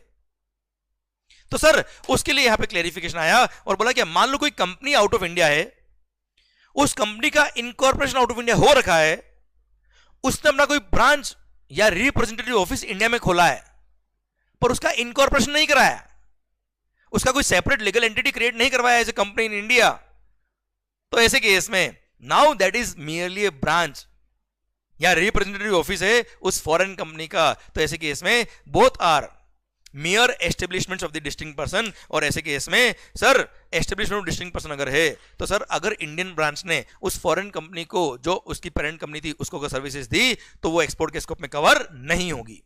Sir same case with vice versa also. जैसे मान लो इंडिया की कोई कंपनी थी सर, उसने सिंगापुर में कोई अपना ब्रांच ऑफिस खोला, कोई अपना रिप्रेजेंटेटिव ऑफिस खोला, जिसका वहां के लॉज में इनकॉर्पोरेशन नहीं हुआ है, तो वो ब्रांच ऑफिस है, तो ऐसे केस में वो merely establishment of the distinct person है, और इंडियन कंपनी ने अगर वहां सर्विसेज दी तो वो एक्सपोर्ट के स्कोप में कवर नहीं होगी। पर सपोज, अब इसी में चेंज करता हूं केस बेटा, सपोज इंडिया की कोई कंपनी है जो मुंबई में लोकेटेड है, सर मुंबई में इनकॉर्पोरेट हुई है एज ए कंपनी, उसने सिंगापुर में कोई ब्रांच ओपन किया और उसका इनकॉर्पोरेशन कराया सिंगापुर में एज ए कंपनी, तो वो फॉरेन कंपनी की डेफिनेशन में आ गई यार। Any company which is incorporate outside India is called foreign company, और अगर वो फॉरेन कंपनी, तो फॉरेन कंपनी से डिफरेंट पर्सन, और इंडिया में जो कंपनी वो डिफरेंट पर्सन है। तो ऐसे केस में अगर अब वो इंडियन कंपनी फॉरेन कंपनी को सर्विस देगी, तो they are not merely establishment of the distinct persons, they may be related persons, पर they are not merely establishment of the distinct person. ऐसे केस में सर अगर इंडियन कंपनी ने out of India वाली foreign company को services दी है, तो वो एक्सपोर्ट के स्कोप में कवर हो सकती है अगर अदर कंडीशन सेटिस्फाई है तो। सेम वे सर कोई फॉरेन कंपनी है, उसने इंडिया में कोई ब्रांच खोला और उसका इंडिया में इनकॉर्पोरेशन करा दिया, तो again that became separate legal entity, और इंडियन कंपनी उस फॉरेन कंपनी को सर्विस दे रही है, तो वो merely establishment of distinct person नहीं कहलाएंगे, और अगर other condition of export cover होता, सेटिस्फाई होता है, तो एक्सपोर्ट में कवर होगा। आई होप मजा आया बेटा। आइए मालिक sir clarification in respect of intermediary, sir मैं ऑलरेडी बात कर चुका हूं, इंटरमीडियरी केस में क्या होता है, intermediary is just a person who is facilitating transaction between two main suppliers. तो प्रैक्टिकली वहां तीन लोग होंगे, एक मेन सप्लायर, एक मेन रेसिपिएंट और इन दोनों के बीच में एजेंट।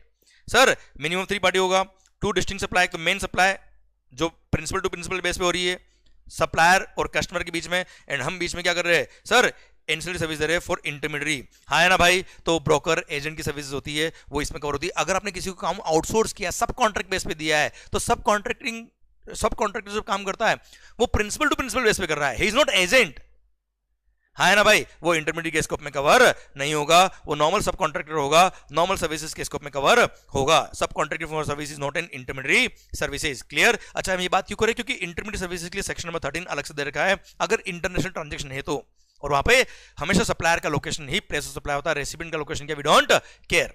ओके मालिक, इसलिए इंटरमीडिएट पढ़ना बहुत जरूरी था। अच्छा इसके एग्जांपल भी दे रखे हैं, मान लो कोई insurance company out of India की बेटा, उसने इंडिया में अपने क्लाइंट्स का इंश्योरेंस कर रखा है, कोई इंश्योरेंस सर्विसेज दे रखी है, अब उसको इंडिया के अंदर क्या चाहिए, कोई क्लेम अगर आता है तो उस क्लेम को प्रोसेस कर पाए, देख पाए, सर्वेयर जाके वहां पे चेक कर पाए कि सही में इंश्योरेंस का क्लेम बनता है कि नहीं बनता है। तो अब उसका कोई कनेक्ट नहीं इंडिया में, उसने क्या किया, एक मिस्टर क्यू था, मिस्टर क्यू, उसने क्या किया, उस फॉरेन इंश्योरेंस कंपनी ने क्यू को कांटेक्ट किया कि भाई इंडिया में कोई ऐसा पर्सन जो हो जो हमको प्रोसेसिंग ऑफ इंश्योरेंस क्लेम की सर्विसेज प्रोवाइड कर पाए, तो सर उससे मेरे को मिला दे, अब जो भी उसके चार्जेस होंगे हम उसको पे कर देंगे। अब ऐसे केस में मान लो फॉरेन की कोई इंश्योरेंस कंपनी है बेटा सर, और मिस्टर पी उसको मिल गया जो प्रोसेसिंग की सर्विसेज प्रोवाइड करता है, पर किसके थ्रू मिला, क्यू के थ्रू मिला, तो P will charge his processing fees to insurance company. तो ये तो नॉर्मल सर्विसेज है यार, ये कोई इंटरमीडिएट सर्विसेज नहीं। पर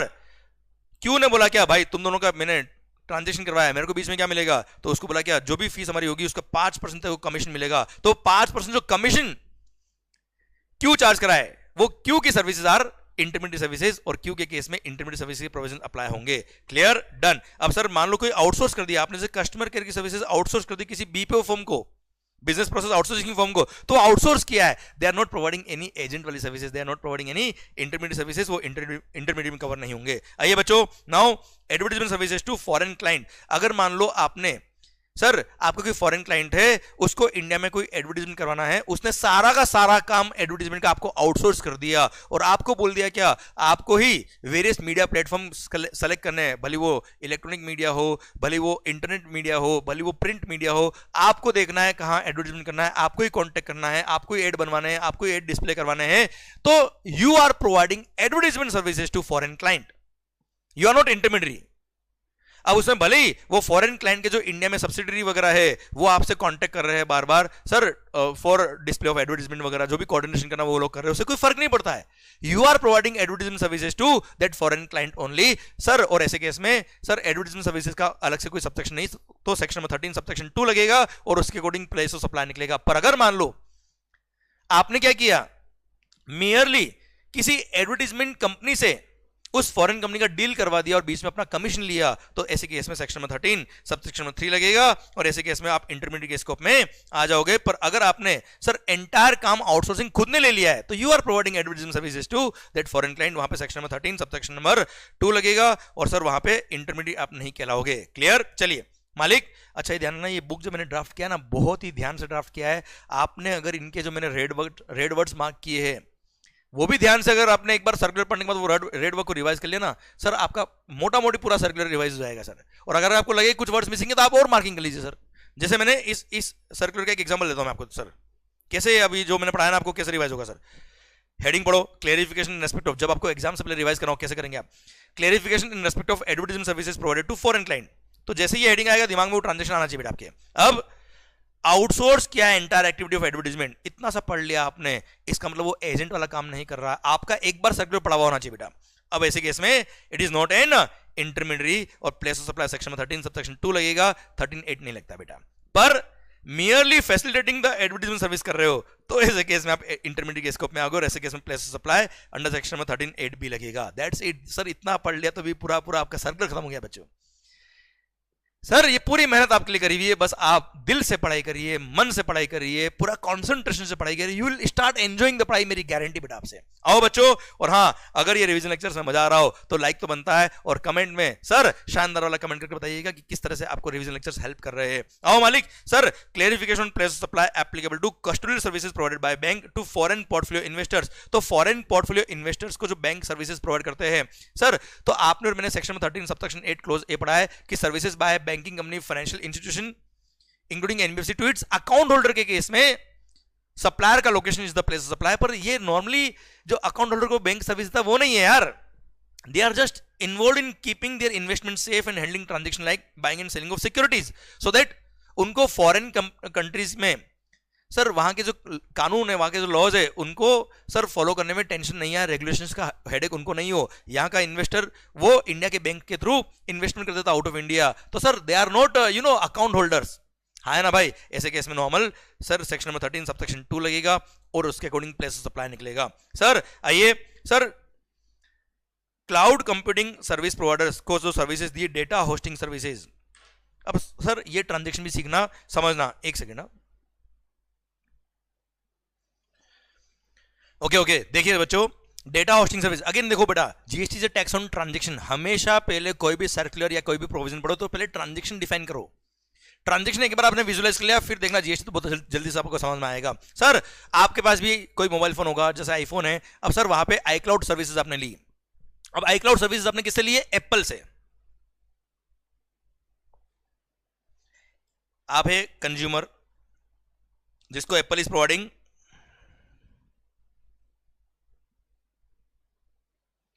आईक्लाउड सर्विसेज, जहां पे आपने डेटा स्टोर किया हुआ है, आपके बहुत सारे फोटोज वीडियोज है जो वहां पे आपके स्टोर हुए हैं, सो दैट कभी भी डिवाइस गुम जाए तो आपका डेटा का लॉस नहीं हो सर। अब सर एप्पल का खुद का क्लाउड नहीं है, अब एप्पल क्या करता है? इंडिया के ऐसे डेटा होस्टिंग सर्विस सप्लायर से बात करता है। अब suppose Mangal is the data hosting service provider, Mangal is the data hosting service provider who is providing services to Apple. Apple कौन है? Cloud computing service provider. Cloud computing service provider बोलते हैं Apple को। अब sir मंगल क्या कर रहा है? Data hosting service provider is providing services to Apple. और Apple अपने क्लाइंट को एंड कंज्यूमर को वो क्लाउड का एक्सेस दे रहा है ऑन चार्जेस। हाँ है ना भाई। और सर ध्यान देना बेटा, Mangal never connect directly to their end consumers. Sir Mangal का डायरेक्ट कोई कॉन्टेक्ट नहीं है। अब ऐसे केस में डेटा होस्टिंग सर्विस सप्लायर जो एप्पल से चार्जेस ले रहा है उसके लिए प्लेस सप्लाई क्या होगा? सर उसके लिए सिंपली अलग से कोई प्रोविजन नहीं दे रखा है, सेक्शन नंबर 13 सबसेक्शन 2 लगेगा। अच्छा, ये डेटा होस्टिंग सर्विस प्रोवाइडर के लिए उसको बहुत सारे सर्वर मेंटेन करने पड़ते हैं, उसका प्रॉपरली डेटा सर्वर बहुत बड़े हैवी सर मशीनरीज लगती है, हैवी इंटरनेट फैसिलिटीज होती है सर। सर वहां पे टेम्परेचर मेंटेन करना पड़ता है, ये सब कुछ होता है, पर it is not a service in relation to immovable property. हाँ है ना सर। नीदर ये सर्विसेज गुड्स मेड अवेलेबल के बेस पे है सर। डेटा होस्टिंग सर्विसेज ऐसा नहीं कि जो गुड्स सर्विस रेसिपिएंट गुड्स देगा उस पर हम सर्विसेज प्रोवाइड करेंगे, ऐसा भी नहीं है सर। क्लियर? तो ये सिंपली सर सेक्शन में 13 सबसेक्शन 2 में कवर होगा और सर उसके अकॉर्डिंग प्लेस सप्लाई निकलेगा। और अगर एक्सपोर्ट ऑफ सर्विस की बाकी प्रोविजंस बाकी कंडीशन सेटिस्फाई होती है तो एक्सपोर्ट का बेनिफिट भी इसको मिलेगा। क्लियर? डन। आइए मालिक, अगला सर हो गए सारे सर्कुलर हमने कवर कर लिए। सेक्शन नंबर 14 बोलता है क्या? OID service supplier. यहां मैं आपसे ऑलरेडी बात कर चुका हूं कि सर ओआईडी सर्विस सप्लायर के केस में as per section number 13 subsection number 12 जब सर्विस प्रोवाइडर और सर्विस रेसिपिएंट दोनों में से 1% इंडिया का 1% आउट ऑफ इंडिया का, तो ऐसे केस में सेक्शन नंबर 13 सबसेक्शन 12 बोलता है कि रेसिपिएंट का location will be the place of supply. Supplier कहा गया हमें मतलब भी नहीं है, रेसिपिएंट का location is the place of supply. अगर supplier of service out of India है, जैसे netflix.com is the best example, netflix.com की आपने सर्विसेज इंडिया में ली, तो ऐसे केस में sir Netflix is the supplier, recipient India का है, प्लेस सप्लायर रेसिपिएंट का लोकेशन होगा। अब supplier out of India, recipient India, place of supply भी इंडिया, ये इंपोर्ट ऑफ सर्विस के स्कोप में होता है। और इंपोर्ट ऑफ सर्विस के स्कोप में आ गया तो जीएसटी पे करना है। अब किसको पे करना है? अगर जीएसटी, अगर रेसिपिएंट जो इंडिया में है वो टैक्सेबल ऑनलाइन रेसिपिएंट है, मतलब वो अगर जीएसटी में रजिस्टर्ड है तो वो टैक्स पे करेगा अंडर रिवर्स चार्ज मैकेनिज्म, पर वो अगर नॉन टैक्सेबल ऑनलाइन रेसिपिएंट है तो ऐसे केस में रिवर्स चार्ज नहीं लगेगा। यहाँ पे सप्लायर जो netflix.com है जो यूएस में लोकेटेड है वो टैक्स पे करेगा, और वो टैक्स अगर पे करेगा तो उसको इंडिया में आके रजिस्ट्रेशन कराना पड़ेगा। सर उसको सिंप्लीफाइड रजिस्ट्रेशन सिस्टम दिया, उसको स्टेट वाइज रजिस्ट्रेशन नहीं लेना है, उसको सिंगल रजिस्ट्रेशन लेना है, और सिंगल रजिस्ट्रेशन के बेस पे उसका सर जीएसटी कंप्लायंस पूरा हो जाएगा, और अगर उसका फिजिकल प्रेजेंस इंडिया में तो वो टैक्स पे करेगा, रजिस्ट्रेशन कराएगा। वो नहीं है तो उसका रिप्रेजेंटेटिव ऑफिस अगर इंडिया में है तो वो रजिस्ट्रेशन करा के टैक्स पे करेगा, सारे कंप्लायंस करेगा। और वो भी नहीं है तो they will have to appoint a person in India who will pay tax on their behalf, who will comply on their behalf। मतलब सर क्योंकि इंडिया का जो एंड कंज्यूमर है वो तो कोई रजिस्ट्रेशन करा के टैक्स पे नहीं कर पाएगा ना यार।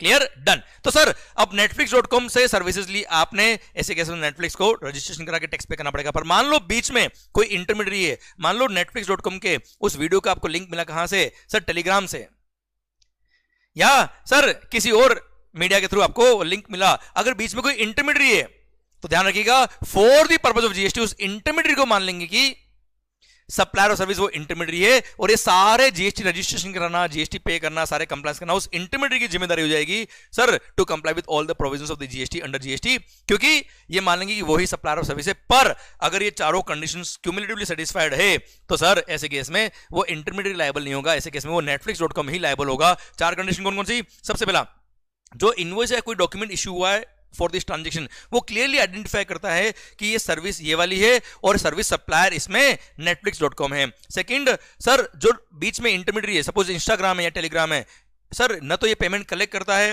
न ये पेमेंट को प्रोसेस करता है, ना उसका पेमेंट को ऑथराइज करता है। जो पेमेंट आप कर रहे हो डायरेक्टली नेटफ्लिक्स के अकाउंट में जा रहा है। फिर वो सर्विसेज जो आपको प्रोवाइड करी है उसकी डिलीवरी को भी ऑथराइज netflix.com डायरेक्टली करता है, उसमें टेलीग्राम का, इंस्टाग्राम का कोई लिंक नहीं है, they do not authorize the delivery. और सर सर्विस सप्लायर और सर्विस रेसिपिएंट के बीच में जो टर्म्स एंड कंडीशन डिसाइड हुई उसमें भी इंटरमीडिएट का कोई रोल नहीं है। क्लियर? तो ऐसे केस में चारों कंडीशन अगर सेटिस्फाई होती है तो सप्लायर और सर्विस जो नेटफ्लिक्स है वही टैक्स पे करेगा, सारे कंप्लायंस उसको ही करने पड़ेंगे, नहीं तो बीच में जो इंटरमीडिएट है उसको सप्लायर मान लेंगे और सारे प्रोविजंस ऑफ द एक्ट उस सप्लायर पे लग जाएंगे, इंटरमीडिएट पे लग जाएंगे। बेटा आओ मालिक, सर अब हम पढ़ते हैं क्या? अच्छा, नॉन टैक्सेबल ऑनलाइन इन्वेस्टमेंट मतलब जो भी जीएसटी में अनरजिस्टर्ड है और वो ओआईडी सर्विस रिसीव करा इन द टैक्सेबल टेरिटरी उसको बोलते हैं क्या? Non taxable online investment. और हाँ, अगर कोई पर्सन जीएसटी में रजिस्टर्ड है इंडिया में पर only for the purpose of deducting TDS under section 51, वो गवर्नमेंट डिपार्टमेंट वगैरह जो केवल टीडीएस के लिए रजिस्टर्ड है, किसी और पर्पस के लिए रजिस्टर्ड नहीं, तो उसको भी for the purpose of this section unregistered person ही कहेंगे, और ऐसे केस में नेटफ्लिक्स ही लायबल होगा टैक्स पे करने के लिए। आइए सेक्शन नंबर 14A जो नया ऐड हुआ sir, for online money gaming.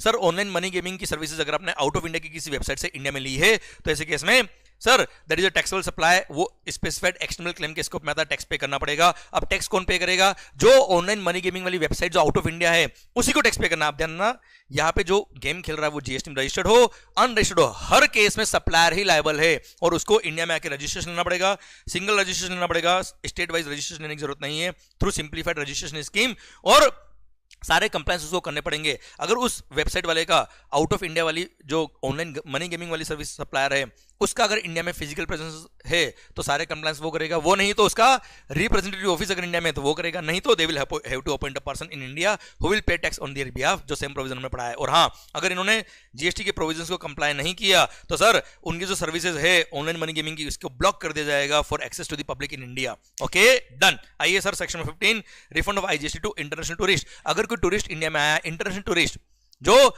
Not more than 6 month के लिए इंडिया में आया है for legitimate non immigrant purpose, उसको बोलते हैं टूरिस्ट। और वो पर्सन जब इंडिया से बाहर जाता है तब अगर कोई गुड्स उसने यहां से परचेज करी है तो उसको इंटरस्टेट सप्लाई बोलते हैं, उस पर आईजीएसटी चार्ज हुआ है। वो गुड्स अगर इंडिया से बाहर लेके जाएगा तो सर इंटरनेशनल पोर्ट एयरपोर्ट पे डेस्क होती है जीएसटी वाली, और वहां पे वो आईजीएसटी जो उसने पे किया उसका उसको रिफंड मिल जाएगा। Clear done. ऐसा इंटरनेशनली हर कंट्री के अंदर होता है बेटा। आओ बच्चों, जीरो रेटेड सप्लाई सेक्शन में 16 बोलता है क्या? सेक्शन में 16 ऑफ द आईजीएसटी एक्ट ने जीरो रेटेड सप्लाई को डिफाइन किया। दो ट्रांजेक्शन आते हैं इसमें, सप्लाई ऑफ गुड्स और सर्विस और both by person to a unit of SEZ और a developer of SEZ for their authorised operation, और फॉर एक्सपोर्ट ऑफ गुड्स और सर्विस और बोथ अगर आपने ट्रांजेक्शन किया तो उसको जीरो रेटेड सप्लाई कहेंगे। अब ऐसे केस में सर ध्यान देना, यहां पर आप अगर जीरो रेटेड सप्लाई कर रहे हो और वो गुड्स मान लो सपोज ये पेंसिल है जो एग्जम्प्ट है, तो एग्जाम गुड्स एग्जाम सर्विस भी अगर आपने एक्सपोर्ट किया या एसजेड को सप्लाई किया उसको टैक्सेबल सप्लाई मानते हो, टैक्सेबल सप्लाई मानते हो तो वहां पे हमेशा आईटीसी मिलता है। हमने आईटीसी चैप्टर में ऑलरेडी ये बात कर रखी बेटा। अब सर ऐसे केस में सर जीरो रेट सप्लाई में दो ऑप्शन होते हैं, या तो आप एलयूटी बॉन्ड साइन कर दो before zero rate supply itself और आपको कोई टैक्स पे नहीं करना पड़ेगा, क्योंकि ये जीरो रेट सप्लाई एक तरह से इंटरसेट सप्लाई के स्कोप में आता है, पर आपको टैक्स पे आईजीएसटी पे करने की जरूरत नहीं होगी। पर फिर भी इसमें काम आने वाले इनपुट सर्विस कैपिटल गुड्स का आपको आईटीसी मिलता है। अब आईटीसी मिलता तो है, पर अगर आईटीसी आप यूज कर सकते हो अदर लायबिलिटी के लिए तो बहुत अच्छी बात है। नहीं काम आता है तो इनपुट और इनपुट सर्विस, कैपिटल गुड्स का नहीं, इनपुट और इनपुट सर्विस के अनयूटिलाइज्ड बैलेंस ऑफ आईटीसी का आपको रिफंड मिल सकता है। कैपिटल गुड्स का आईटीसी मिलेगा, उस आईटीसी को अदर लायबिलिटी में यूज करना, पर उसका रिफंड नहीं मिलता है बच्चों, जो हम रिफंड के चैप्टर में और बात करेंगे इसके रिगार्डिंग। Okay done. अब सर आपने सर सपोज कोई गुड्स एक्सपोर्ट किया और वो जो गुड्स एक्सपोर्ट किया है sir taking goods from India to place outside India, आपने एक्सपोर्ट का बेनिफिट ले लिया, अनयूटिलाइज्ड बैलेंस ऑफ आईटीसी का आपने रिफंड ले लिया, पर बाद में with in the time limit allowed by RBI under FEMA अगर कन्वर्टेबल फॉरेन एक्सचेंज आपका रियलाइज नहीं हुआ तो जितना आपने रिफंड लिया है वो रिफंड आपको गवर्नमेंट को वापस से पे करना पड़ेगा along with the interest with in 30 days after the expiry of the time limit allowed under FEMA. Sir जो पेमेंट रिसीव होने का टाइम लिमिट था, पेमेंट रियलाइज होने का टाइम लिमिट था, वो एक्सपायर होने के 30 दिन में आपको वो अमाउंट वापस से गवर्नमेंट को पे करना पड़ेगा अलोंग विद द इंटरेस्ट। जितना अमाउंट आपका डूब गया है उतना प्रोपोर्शनल आपको रिफंड का अमाउंट भी गवर्नमेंट को पे करना पड़ेगा। क्लियर? ये प्रोविजन गुड्स के लिए, क्योंकि सर्विसेज में तो एक्सपोर्ट तभी मानते हैं जब सर्विसेज का पेमेंट फॉरेन करेंसी में आ जाता है बच्चों। गुड्स के केस में प्रोविजन अलग से और दे दिया सर। अब गवर्नमेंट को पावर दिया कि वो चाहे तो क्लास ऑफ पर्सन को नोटिफाई कर सकती है या क्लास ऑफ गुड्स और सर्विसेज को नोटिफाई कर सकती है कि ये लोग या ये वाली कैटेगरी ऑफ गुड्स और सर्विसेज आप on payment of IGST zero rated supply कर सकते हो, और जो आईजीएसटी आपने पे किया उसका आपको रिफंड मिल जाएगा। और खास बात, सारी गुड्स, सारी सर्विसेज और सारे ही लोगों को इन्होंने नोटिफाई करके बोल दिया कि आप सब लोग एलिजिबल हो for export for zero rated supply of goods और services on payment of IGST, और आईजीएसटी जो पे किया उसका आप रिफंड लेना, एक्सेप्ट अगर आप sir goods specified goods like tobacco based goods, पान मसाला एटसेट्रा, आप अगर जीरो रेटेड सप्लाई करते हो तो वहां पे आईजीएसटी पे करके आप एक्सपोर्ट नहीं कर सकते, वहां आईजीएसटी का आपको रिफंड नहीं मिलेगा। वहां आपको केवल और केवल ऑप्शन किसका है सर, अंडर द बॉन्ड या एलयूटी ही आप टोबैको बेस्ड गुड्स, पान मसाला एटसेट्रा एक्सपोर्ट कर सकते हो, और अंडर बॉन्ड और एलयूटी अगर आपने एक्सपोर्ट किया तो आपको कोई आईजीएसटी पे नहीं करना है, और वहां पे अनयूटिलाइज्ड बैलेंस ऑफ आईटीसी का रिफंड लेना है तो आप अप्लाई करेंगे डिपार्टमेंट को, और प्रॉपर ऑफिसर आपकी एप्लीकेशन एग्जामिन करेगा, सारे डॉक्यूमेंट चेक करेगा, फिर आपको रिफंड देगा बेटा। क्लियर? डन। डायरेक्ट आईजीएसटी पे करके डायरेक्ट रिफंड मिलने वाला ऑप्शन टोबैको बेस्ड गुड्स पे नहीं है सर। एक लास्ट बात और कि ध्यान रखना, अगर कोई गुड्स आप एक्सपोर्ट कर रहे हो और उसके एक्सपोर्ट करने पर अगर एक्सपोर्ट ड्यूटी लगता है, क्या लगता है मालिक? Export duty under customs, it means government do not want to promote the export of those particular goods, इसलिए ऐसे केस में सर आपको कोई रिफंड नहीं मिलेगा, ना अनयूटिलाइज्ड बैलेंस ऑफ आईटीसी का रिफंड मिलेगा, ना आपको आईजीएसटी का रिफंड मिलेगा, कोई रिफंड आपको अलाउ नहीं होगा। क्लियर? डन। अब सर एक ध्यान दीजिएगा, एसीजेड की यूनिट या डेवलपर को आपने जो सप्लाई किया है वो सपोज शॉर्ट टर्म अकोमोडेशन है, कॉन्फ्रेंसिंग, बैंक्वेटिंग एटसेट्रा सर्विसेज है, तो भले ही as per section number 8 of the IGST act वो इंट्रा स्टेट के स्कोप में आता है, पर सर सेक्शन नंबर 7 में स्पेसिफिक जब कोई प्रोविजन दे दिया एसीजेड की को सप्लाई किया तो वो इंटर स्टेट होगा। और सर सेक्शन नंबर 8 में एक्सेप्शन दे रहेगा ना कि आपने अगर सर्विसेज एसीजेड को सप्लाई करी है तो वो इंट्रास्टेट नहीं होती है, तो जब स्पेसिफिक प्रोविजन दे रखा है एसीजेड के लिए तो हमेशा वहां पे उसको इंटरस्टेट सप्लाई ही मानेंगे। और सर वहां पे सेक्शन नंबर 12(3) से जो services in relation to immovable property था वो अप्लाई नहीं होगा, और डायरेक्टली यहाँ पे as per section number 7(5)(b) ये इंटरस्टेट सप्लाई के स्कोप में आएगा। सेकंड थिंग सर, आपने इवेंट मैनेजमेंट सर्विसेज दिए, होटल अकोमोडेशन सर्विसेज दिए, कंज्यूमर एटसेट्रा, अगर आपने एसीजेड की यूनिट या डेवलपर को सप्लाई किया है for their authorised operations is endorsed by the specified officer of ACZ, ACZ का स्पेसिफाइड ऑफिसर होता है जो एंडोर्स करता है कि हाँ ये ऑथराइज्ड ऑपरेशन के लिए सर्विसेज यूज आई है, तो ऐसे केस में उन सब सप्लाईज को आपको सर बेनिफिट मिलेगा जीरो रेटेड सप्लाई का, एंड जीरो सप्लाई का benefit is available in respect of all the services supply to SEZ. Clear? Done. आइए एक लास्ट सेक्शन में दे रखा है आपको आईजीएसटी एक्ट में, जो सर सिंगुलर सेक्शन आपको सीजीएसटी एक्ट में मिलेगा। अगर किसी ट्रांजेक्शन को गलती से आपने इंट्रास्टेट सप्लाई मानते हुए सीजीएसटी और एसजीएसटी पे कर दिया जबकि वो एक्चुअली ट्रांजेक्शन था इंटरस्टेट सप्लाई का, तो ऐसे केस में आपको पहले करेक्ट हेड में टैक्स पे करना पड़ेगा, मतलब आईजीएसटी पे करना पड़ेगा, और सर उसके बाद में जब करेक्ट हेड में टैक्स पे कर दिया उसके 2 साल के अंदर आप जो रॉन्ग हेड में आपने टैक्स पे किया है सीजीएसटी और एसजीएसटी उसका आप रिफंड लेके आ सकते हो। पर हाँ यहाँ पे ऐसे केस में आपने जब आईजीएसटी पे किया होगा तब आपको कोई इंटरेस्ट पे करने की जरूरत नहीं, क्योंकि ऑलरेडी सीजीएसटी और एसजीएसटी तो आपने पे किया ही था बेटा, ऑल्दो रॉन्ग हेड में पे किया पर पे तो किया था ना आपने यार, इसलिए इंटरेस्ट पे करने की जरूरत नहीं है। And vice versa same section is given under CGST act and SGST act also, कि अगर आपने कभी गलती से किसी इंट्रास्टेट वाले ट्रांजैक्शन को इंटरस्टेट मानते हुए आईजीएसटी पे कर दिया तो सर आप पहले करेक्ट हेड में टैक्स पे करिए, सीजीएसटी और एसजीएसटी पे करिए, फिर आईजीएसटी का रिफंड लेके आइए, और सर ऐसे केस में आपको कोई इंटरेस्ट पे करने की जरूरत नहीं है। क्लियर? और हाँ करेक्ट हेड में जो टैक्स पे किया है वहां से 2 साल का टाइम काउंट करेंगे टू क्लेम द रिफंड। इसी के साथ भारत माता की जय। एंड सर इसी के साथ ये पॉइंट खत्म होता है। अब इसी के साथ ये चैप्टर नंबर 7 जो आईजीएसटी एक्ट है, पूरा प्रेस सप्लाई के रिगार्डिंग जितने भी प्रोविजन थे, आई होप भारत माता की जय, आई होप सारे पॉइंट समझ में आए होंगे, सारे सर्कुलर प्रैक्टिकल ट्रांजैक्शन के साथ समझ में आए होंगे और इंटरलिंकिंग भी हो रहा होगा। एंड ये चैप्टर जो हम रिवाइज कर रहे हैं, ये केवल रिवीजन नहीं हो रहा है, ये फास्ट रिवीजन से क्या होता है, पूरा चैप्टर आपके कंट्रोल में आता है। वरना होता है क्या, जब हम बुक से पढ़ते हैं, पूरे चैप्टर को रिवाइज करते हैं, तो इतना टाइम लग जाता है कि सर वो जब चैप्टर खत्म करते हैं तब चैप्टर की शुरुआत में क्या था और एंड में क्या था वो हमारे कनेक्ट नहीं हो पाता है। पर ये fast revision lecture will definitely help you to connect the each and every dot of the chapter. And शायद मजा आ रहा होगा, एंड अगर मजा आ रहा होगा तो do like and do comment. And sir comment अगर करेंगे तो माहौल बनता जाएगा हमको भी, और हमको भी एनर्जी मिलती जाएगी to give you more and more such kind of content. Thank you so much, love you lot, take care, मस्त होके पड़ेगा, खुश होके पड़ेगा, ताकत लगा के पड़ेगा, क्योंकि अभी नहीं तो कभी नहीं। अगर अपने आप को प्रूव करना है तो this is the right time. जिस दिन रिजल्ट आएगा उस दिन प्रूव नहीं होगा, जब आप अभी मेहनत करेंगे तो एक दिन जरूर प्रूव हो जाएगा। ऑल द बेस्ट गाइस, माहौल बनाइए शानदार वाला, मस्त होके पड़िए। एंड सर आपके ऊपर लिखा है believe in yourself, everything is possible. पर एवरीथिंग पॉसिबल कब होगा, जब हम उसके लिए मेहनत करेंगे। And sir definitely we are praying for your success. मैं आपके साथ खड़ा हूं, हमेशा आपके साथ खड़ा हूं। एंड सर आपकी सक्सेस जब तक नहीं मिलेगी तब तक we all are together. Sir माहौल बनेगा शानदार वाला। एंड सर पूरी मेहनत अगर हम करेंगे, खुश होके पढ़ेंगे, तो डेफिनेटली गॉड भी ब्लेसिंग देगा। All the best guys, thank you so much, bye bye.